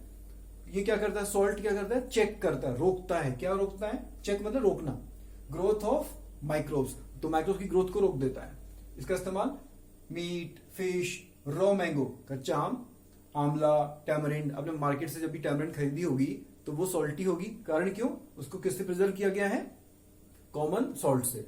नेक्स्ट मेथड नंबर 3, शुगर, चीनी, शुगर के द्वारा, तो शुगर बहुत इंपॉर्टेंट इसमें रोल है इसका। क्या शुगर क्या करती है, इट रिड्यूसेस मॉइस्चर, जिस भी फूड में इसका इस्तेमाल किया गया है उसमें से जो मॉइस्चर कंटेंट है, मतलब वाटर कंटेंट है, उसको वो रिड्यूस कर देती, यूज कर लेती तो कम हो गया, घुल जाएगी, मतलब वो मॉइस्चर कम हो गया, तो उसके कारण क्या हुआ, इनहिबिट्स ग्रोथ ऑफ माइक्रोब्स, तो शुगर ने भी माइक्रोब्स की ग्रोथ को रोक दिया। इनहिबिट नया वर्ड आया, तो यहाँ पे हमने लिखा था चेक्स, चेक्स इनहिबिट्स एक ही बात है, चेक का आप समझ लीजिए सिमिलर वर्ड है इनहिबिट, तो इसने भी माइक्रोब्स की ग्रोथ को रोक दिया। इसके यूज कहाँ होते हैं, जैम्स में, जेलीज में, स्क्वैशेस में, ये मोस्टली फ्रूट्स के बनते हैं और बहुत स्वीट होते हैं, तो लंबे समय तक इसका इस्तेमाल कर सकते हैं।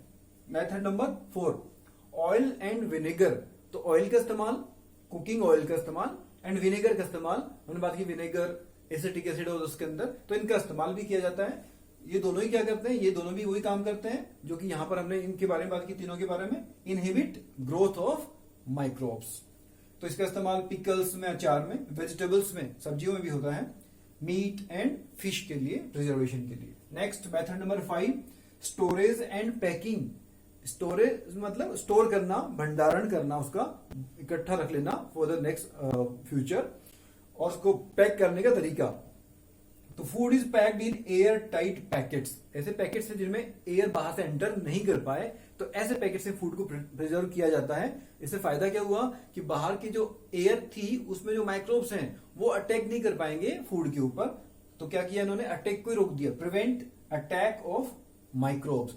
सभी फूड्स के लिए ऐसा नहीं कर सकते, तो इसके एग्जाम्पल ड्राई फ्रूट्स के लिए एंड वेजिटेबल्स के लिए भी आजकल पैकेट्स में आपने सब्जियां देखी होंगी शॉपिंग मॉल्स एक्सेट्रा में, तो वहां पे फूड को, रिलायंस फ्रेश जैसे आपने देखा होगा, वहां पे वेजिटेबल्स को, ड्राई फ्रूट्स को, इवन फ्रूट्स को भी प्रिजर्व करने के लिए एयर टाइट बैग्स में, पैकेट्स में पैक किया जाता है। तो these are the 5 methods. Now we will head to the last and 6th method. Last method है heat and cold treatment. Heat मतलब गर्म करना, कोल्ड मतलब ठंडा करना, ट्रीटमेंट। तो आपने अपने घरों में सबने देखा होगा कि घरों पे आपकी मम्मा या आपके पेरेंट्स वो मिल्क को जहां से भी लेकर आते हैं, पहले उसको गर्म करते हैं, उसके बाद में उसको रखते हैं फर्दर यूज के लिए, तो स्टोर करने के पहले उसको गर्म करते हैं। और आपने दूसरा देखा होगा, आपके घर में वेजिटेबल्स, फ्रूट्स या कोई फूड कुक किया गया है उसको फ्रिज में रख दिया जाता है, तो फ्रिज में रखने के कारण मतलब क्या हुआ, टेम्परेचर उसका कम कर दिया गया। तो 2 तरीके, एक तो गर्म करने के द्वारा फूड को प्रिजर्व किया जा रहा है, दूसरा उसको ठंडा रखकर टेम्परेचर काफी कम करके उसको प्रिजर्व किया जा रहा है। Milk is boiled and stored, high temperature वहां इस्तेमाल हुआ, heat. Second, food in refrigerator में रखा गया, फ्रिज में रखा गया, दैट इज लो टेम्परेचर। तो हीट एंड कोल्ड दोनों ही तरीके के ट्रीटमेंट। तो क्यों ऐसा करते हैं, because both high and low temperature क्या करते हैं, इनहिबिट करते हैं, भी ग्रोथ को रोकते हैं, चेक करते हैं, inhibits growth of micro organism. तो इस मेथड का सबसे पहले बताया था दुनिया को इसके बारे में, वो थे एक साइंटिस्ट जिनका नाम था लुई पाश्चर। इसमें लुई में एस साइलेंट है, लुई पाश्चर ने, और यहां पे टी ई इनका प्रोनाउंसिएशन क्या होता है, CH। 1865 में इन्होंने इसकी डिस्कवरी की, और इसलिए उनके नाम पर, in the name of that scientist, the method is known as pasteurisation. तो इसका इस्तेमाल किसके लिए होता है, खासतौर से मिल्क के लिए एंड फ्रूट जूसेस के लिए भी इस्तेमाल होता है। क्या होता है इसमें, पहले मिल्क इज हीटेड, मिल्क को गर्म करते हैं एट 70 डिग्री सेल्सियस, एक कांस्टेंट टेम्परेचर पर, फॉर 15 to 30 सेकेंड्स ओनली, 15 से 30 सेकेंड्स तक ओनली गर्म करते हैं, और उसके बाद में सडनली और तुरंत अचानक से इसको क्या करते हैं, चिल्ड, ठंडा कर देते हैं, एंड स्टोर्ड कर और पैक कर देते हैं पैकेट्स में। तो माइक्रोब्स जो थे वो डिस्ट्रॉय हो गए और फर्दर यूज के लिए वो प्रिजर्व हो गया फूड। और ये मिल्क जो इस तरह से प्रिजर्व किया जाता है, इस मिल्क को बोलते हैं पास्चुराइज्ड। आपने ये पास्चर वर्ड देखा होगा मिल्क के पैकेट्स के ऊपर, आप ढूंढिए आपके घर में अगर मिल्क का पैकेट आता है तो आप इस वर्ड को ढूंढिए, उसमें लिखा पास्चुराइज्ड मिल्क। तो that is all about the methods of preservation of food. Since class 6th, and before that also, you have been studying that of different gases in air, composition of air, nitrogen का percentage क्या है, oxygen का क्या है, other gases का क्या है। तो सबसे ज्यादा major composition, major part in that composition is of nitrogen. What is that? You all know that is 78%। तो आपने क्लास 5th में, 6th में, 7th में ये पढ़ा। Now we are talking about in that chapter of crop production, हमने ये बात की और 7th में बात की कि प्लांट्स को न्यूट्रिएंट्स चाहिए होते हैं, वो एब्जॉर्ब करते हैं फ्रॉम द सोइल। और हमने ये बात की कि नाइट्रोजन भी एक बहुत इंपॉर्टेंट न्यूट्रिएंट होता है, उसको भी एब्जॉर्ब किया जाता है अलग अलग फॉर्म में। तो वो किस फॉर्म में करते हैं? वो गैस के फॉर्म में तो इस्तेमाल कर नहीं सकते, वो किसके फॉर्म में करते हैं? नाइट्रोजन के सॉल्ट्स के, कंपाउंड्स के फॉर्म में, या फर्टिलाइजर हमने डाले, ऐड किए, उस फॉर्म में उसको एब्जॉर्ब करते हैं। तो सॉइल के अंदर जो न्यूट्रिएंट नाइट्रोजन था उसका इस्तेमाल कर लिया गया, प्लांट्स के द्वारा एब्जॉर्ब कर लिया गया। इसका मतलब वो जो एयर में गैस नाइट्रोजन थी वो कंपाउंड में बदली और उसका इस्तेमाल कर लिया गया। तो इस तरह से एयर में नाइट्रोजन का कन्वर्जन हुआ कंपाउंड्स में और उसको प्लांट ने इस्तेमाल कर लिया। तो इसका मतलब एयर में नाइट्रोजन कम हो गई, परसेंटेज 78% से कम हो गया। ये हमेशा रहता है क्या? क्योंकि आपने तो हमेशा ही पढ़ा 78% इज नाइट्रोजन इन एयर। तो क्या चेंज होता है क्या? दिस इज द क्वेश्चन, क्या चेंज होता है क्या? तो हमने ये बात की इसके पहले कि प्लांट्स की रूट्स एब्जॉर्ब कर लेती। कौन से प्लांट्स की रूट्स के बारे में हमने बात की थी? काम कर सकते हैं नाइट्रोजन गैस को बदलने का। वो प्लांट होते हैं लेग्यूमिनस प्लांट्स। लेग्यूमिनस का मतलब लेग्यूम और पोड बियरिंग प्लांट्स, जिनमें फली होती है, क्योंकि उनकी रूट्स स्पेशल होती है, नोड्यूलेटेड रूट्स होती है। Nodulated root means those roots which are having nodules, because in those roots there are nodules and they are having bacteria. हमने बात की उसके बारे में rhizobium. So that rhizobia bacteria is having those nodules and they can change the nitrogen gas into what? Nitrogen salts and compounds. तो वहां उसका percentage कम हो जाता है एयर में, तो इसका आंसर है नो। तो ये हमेशा नाइट्रोजन का परसेंटेज 78 रहता है, कांस्टेंट रहता है। तो इसको मेंटेन करने के लिए होता क्या है सिस्टम, कैसे पॉसिबल है? तो ये पॉसिबल है through one special cycle, that is nitrogen cycle. तो हम उस नाइट्रोजन साइकिल के बारे में बात करेंगे, लेकिन उसको पढ़ने के पहले, उसके बारे में बात करने के पहले हमें कुछ पॉइंट्स के बारे में जानना बहुत इंपॉर्टेंट है। तो ये 3 पॉइंट्स हैं। पहला पॉइंट नाइट्रोजन फिक्सेशन। तो ये हम जानते हैं कि the conversion of nitrogen gas into nitrogen compounds और its salts is known as nitrogen fixation. तो this process is done by 2 methods. First method is physical nitrogen fixation and the second is biological nitrogen fixation. Physical method कौन सी है?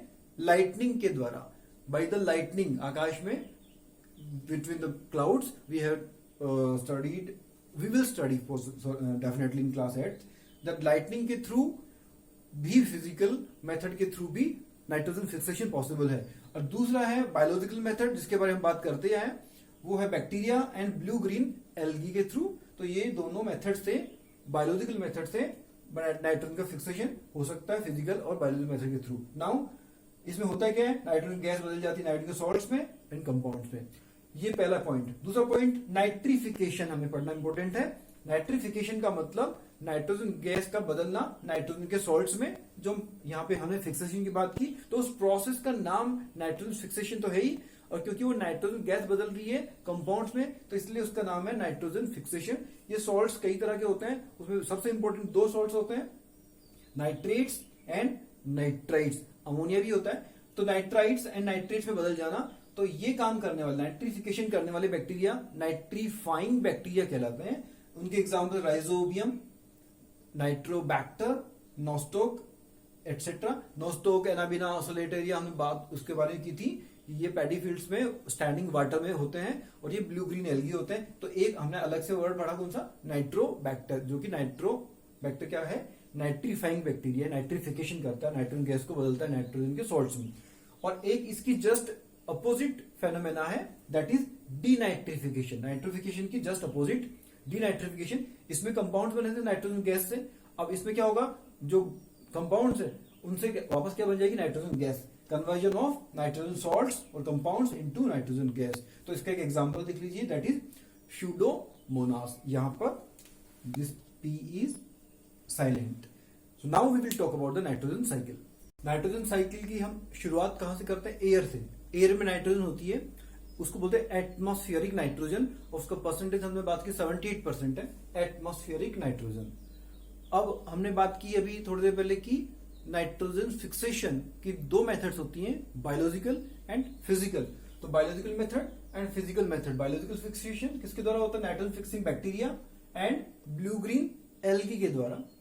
And physical nitrogen fixation that happens with the help of lightning in the air. तो दोनों ही method से nitrogen gas that is getting converted into nitrogen compounds, nitrogen compounds of nitrogen in soil. तो ये compounds कहां जाएंगे इन दोनों method से, इन the soil. And this process is nitrification, ये हमने इसके बारे में पहले बात की। अब सोइल में जो कंपाउंड्स आ गए नाइट्रोजन के सॉल्ट्स के फॉर्म में, अब वो those will be absorbed by the roots of the plants and that is here written uptake by plants. The plants will uptake, absorb कर लेंगे।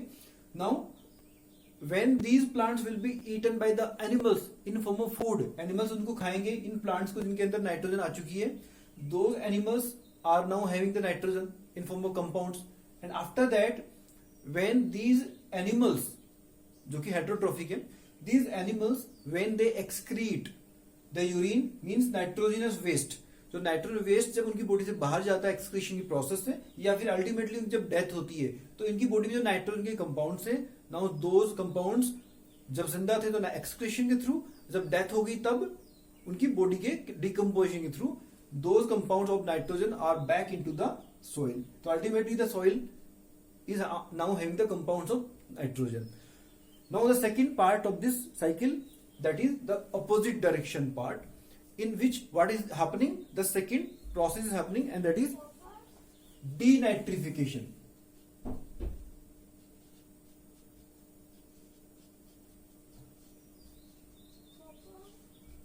And what is happening in that, the bacteria, certain bacteria are there which are converting nitrogen compounds which are there in the soil back into the nitrogen gas, and the gas is back in the air. So the ratio, the percentage is always the same, 78%. So now it is the time for the exercises.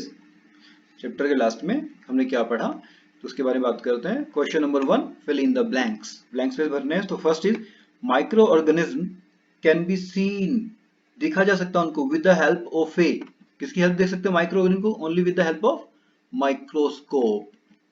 Second, blue green algae, हमने बात की थी इसके बारे में, paddy fields के water में इनकी ग्रोथ होती है। ब्लू ग्रीन एल्गी तो ये किसको फिक्स करती है, directly from air to enhance fertility of soil, soil की फर्टिलिटी, फर्टिलिटी का मतलब उसकी न्यूट्रिएंट्स की क्वांटिटी, तो इसकी सोइल को फर्टिलिटी को बढ़ाने का काम करती है। किसको डायरेक्टली फिक्स करती है, एटमॉस्फेरिक नाइट्रोजन गैस को, किसमें, कंपाउंड्स ऑफ नाइट्रोजन में। Third, alcohol is produced with the help of, किसकी हेल्प से प्रोडक्शन ऑफ अल्कोहल होता है, हमने बात की थी यीस्ट के बारे में कि यीस्ट को उगाया जाता है, आपने एक्टिविटी भी शायद कर ली होगी अब तक। Cholera is caused by, cholera एक डिजीज है, हमने बात की थी इसके बारे में, माइक्रो ऑर्गेनिज्म कौन सा है, bacteria. Next question number 2 is tick the correct answer. तो 4 ऑप्शन दे रखे हैं, उनमें से एक करेक्ट है। First is yeast is used in the production of, yeast किसका प्रोडक्शन करने में यूज किया जाता है, यीस्ट का पाउडर हमने बात की थी, शुगर, अल्कोहल, हाइड्रोक्लोरिक एसिड और ऑक्सीजन। तो सिंपल सी बात है, दैट इज अल्कोहल, अभी हमने बात भी की और एक्टिविटी हमने बात की, स्मेल भी आती है इस कंटेनर में। The following is an antibiotic, नीचे में 4 में से एंटीबायोटिक कौन सा है, तो sodium bicarbonate, streptomycin, alcohol and yeast. तो सिंपल सी बात अपने को पता लगी, दैट इज स्ट्रेप्टोमाइसिन। कैरियर, ले जाने वाला, ऑफ मलेरिया कोजिंग प्रोटोजोन, तो मलेरिया को ले जाने वाला, मलेरिया कोजिंग प्रोटोजोन जो माइक्रोब है उसका नाम है प्लाज्मोडियम, तो उसको ले जाने वाला कौन है इनमें से, female Anopheles mosquito, cockroach, housefly और बटरफ्लाई, तो वो कौन है, फर्स्ट वाला female Anopheles mosquito. D question is that the most common carrier of communicable disease is, communicable disease जो एक बंदे से इन्फेक्टेड से हेल्दी पर्सन तक जा सकती है, उनका मोस्ट कॉमन कैरियर, सबसे ज्यादा फैलाने वाला कौन है? That is ant, house fly, dragon fly, spider, so that is house fly, घरेलू मक्खी, house fly. Next the question, the bread और idli dough rises because of, हमने जो एक्टिविटी की उसमें देखा ना, इडली का जो डव बनाया था, तो वो डव वो फूल जाता है किसके कारण? वो हीट के कारण फैला, ग्राइंडिंग के कारण फैला, पीसने के कारण, ग्रोथ ऑफ ईस्ट सेल्स के कारण फैला, ईस्ट की सेल्स की ग्रोथ हुई, एंड नीडिंग, उसको गूंधा हमने हाथों से, उसके कारण फैला। तो डेफिनेटली ईस्ट की सेल्स के ग्रोथ हुई तब फैला, हमने ईस्ट का पाउडर मिलाया था उसमें थोड़ा सा, और इसकी सेल्स ने उसके अंदर ग्रोथ की, और ऑक्सीजन का इस्तेमाल करने के बाद उसका फर्मेंटेशन हुआ। ऑक्सीजन का इस्तेमाल तो उसमें होता नहीं है फर्मेंटेशन में, और क्या बनी थी? गैस बनी, CO2 गैस। उस CO2 गैस के कारण वो ब्रेड और इडली का डव फूल गया था। The process of conversion of sugar into alcohol is called, ये प्रोसेस, इस प्रोसेस का नाम क्या है? Fermentation.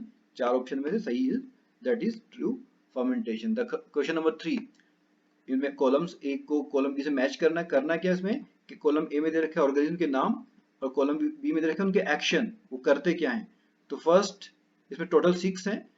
First is bacteria. Bacteria क्या करता है इसमें हम बात करें? Rhizobium, lactobacillus, yeast, protozoan and virus. तो ये 6 ऑप्शन ए में है, और बी में 7 दे रखे हैं, कि एक्स्ट्रा भी दे रखे हैं, producing antibodies, fixing nitrogen, setting of curd, baking of bread, causing malaria, causing cholera, causing AIDS, producing antibodies. So that is the answer here. Bacteria क्या करते हैं? causing cholera, इस टेबल के अकॉर्डिंग। बाकी और भी बहुत सारे काम होते हैं, लेकिन यहाँ पर जो दे रखा है अपने को उसके अकॉर्डिंग, इसके अकॉर्डिंग सामने इसके आएगा कॉलम बी में causing cholera। राइजोबियम की बात करें तो फिक्सिंग नाइट्रोजन, गैस नाइट्रोजन को बदलते हैं कंपाउंड्स ऑफ नाइट्रोजन में। लैक्टोबैसिलस, हमने बैक्टीरिया की बात की थी, दही में होता है, कर्ड में होता है, और मिल्क को कर्ड में बदल देता है, setting of curd. Yeast, yeast cells की बात की, ये फंगस होता है, बेकिंग ऑफ ब्रेड, ब्रेड के काम आता है बनाने में। एक प्रोटोजोन, एक प्रोटोजोआ के बारे में बात करते हैं, प्रोटोजोन मलेरिया, मलेरिया फैलाने वाला रीजन कौन सा? एक प्रोटोजोआ होता है जिसका नाम है Plasmodium. And the last one A virus. Virus की बात करें तो एड्स फैलाने का काम करता है। एड्स एक डिजीज है, एक एक्चुअली एक सिंड्रोम ऑफ डिजीज है, तो उसके पीछे रीजन है एक virus. Now question number 4, can microbes, क्या माइक्रोब्स बी सीन, देखा जा सकता है? विद नेकेड आइज से देख सकते क्या? Without the help of microbe देख सकते हैं क्या? तो answer is not, can not be seen, नहीं देख सकते। And second part of the question is, if not, अगर नहीं देख सकते, how can they be seen, तो कैसे देख सकते हैं? Definitely they can be seen with the help of a microscope, microscope से उनको देखा जा सकता है। Question number 5, what are the major groups of micro organism. In the beginning of this chapter में बात की कि microbes are classified into 5 major groups. तो those are bacteria, fungi, protozoa, algae and viruses. Question number 6 की बात करें, name the micro organism which can fix atmospheric nitrogen in the soil. Soil में जो नाइट्रोजन गैस है उसको fix करने का काम कौन से माइक्रो ऑर्गेनिज्म करते हैं? तो हमने दो तरह की बात की इस बारे में, बैक्टीरिया पहले तो, राइजोबियम, और दूसरे ब्लू ग्रीन एल्गी, जो हमने क्रैप पैडी फील्ड के बारे में बात की थी कि पैडी की क्रॉप होती है, उसमें ब्लू ग्रीन एल्गी की ग्रोथ थी, नोस्टॉक, एनाबिना, ऑसिलेटरिया जैसे ब्लू ग्रीन एल्गी। तो ये भी नाइट्रोजन गैस को कन्वर्ट कर सकते हैं नाइट्रोजन के कंपाउंड्स में।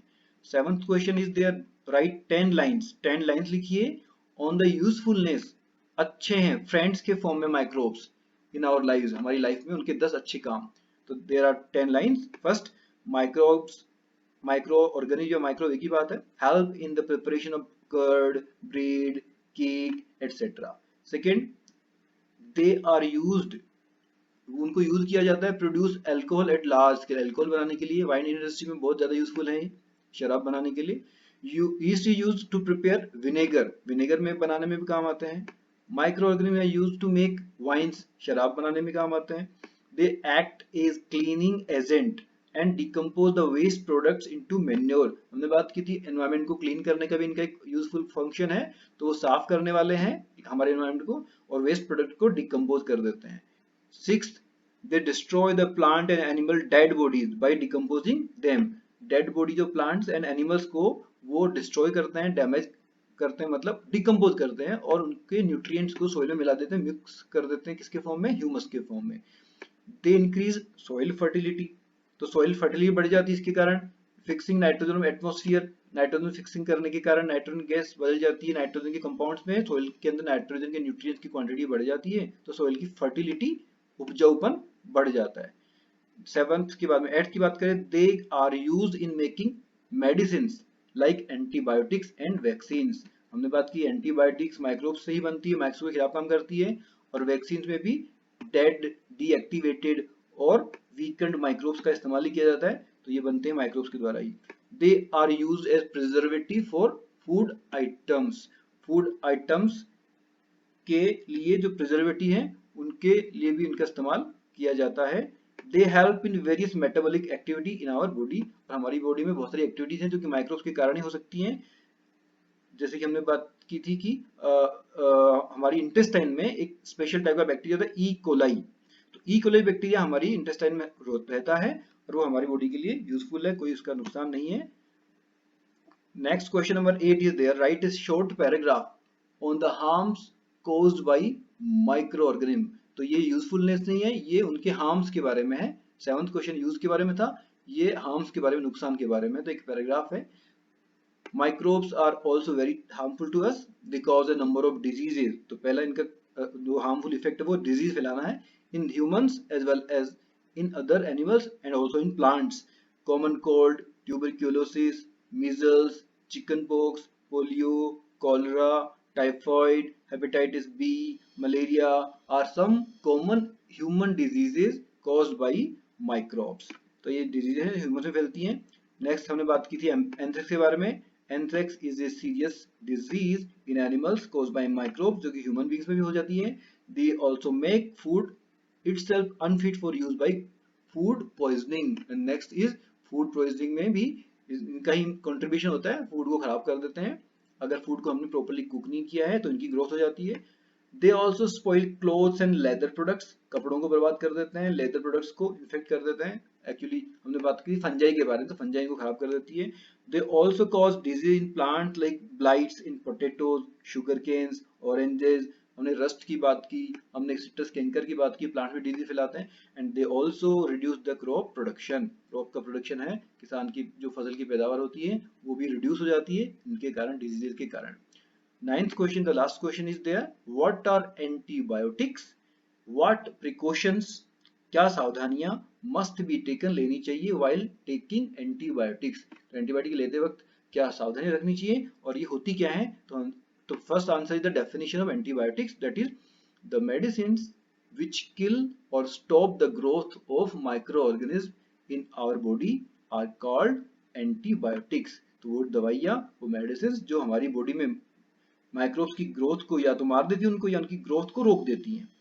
तो प्रिकॉशंस क्या है, 3 प्रिकॉशंस हमने बात की चैप्टर में। We should take antibiotic only by the advice of a qualified doctor ने प्रिस्क्राइब किया है तभी हमें इनको लेना है, डॉक्टर भी क्वालिफाइड होना, झोला छाप डॉक्टर नहीं। Antibiotic should only be taken when needed, जब जरूरत है तभी लेनी चाहिए, खुद से मर्जी से नहीं लेनी कि भाई मुझे हल्का सा बुखार लग रहा है पैरासिटामोल ले लूं। Otherwise they may be harmful and become less effective in future, अगर हम ऐसे लेते रहे तो वो हमारे लिए हार्मफुल भी हो सकती हैं और हमारी बॉडी में जो अच्छे बैक्टीरिया होते हैं, गुड बैक्टीरिया, उनकी डेथ हो सकती है और फ्यूचर में जब सच में जरूरत पड़ेगी तो हमारी बॉडी पर उनका असर बहुत कम होगा। And the third precaution is that one should complete the course as advised by the doctor, doctor ने 5 डेज का कोर्स बोला, 5 डेज लीजिए, 3 डेज का बोला 3 डेज लीजिए, ना तो कम ना ज्यादा। So that is all about the chapter number 2. Thank you.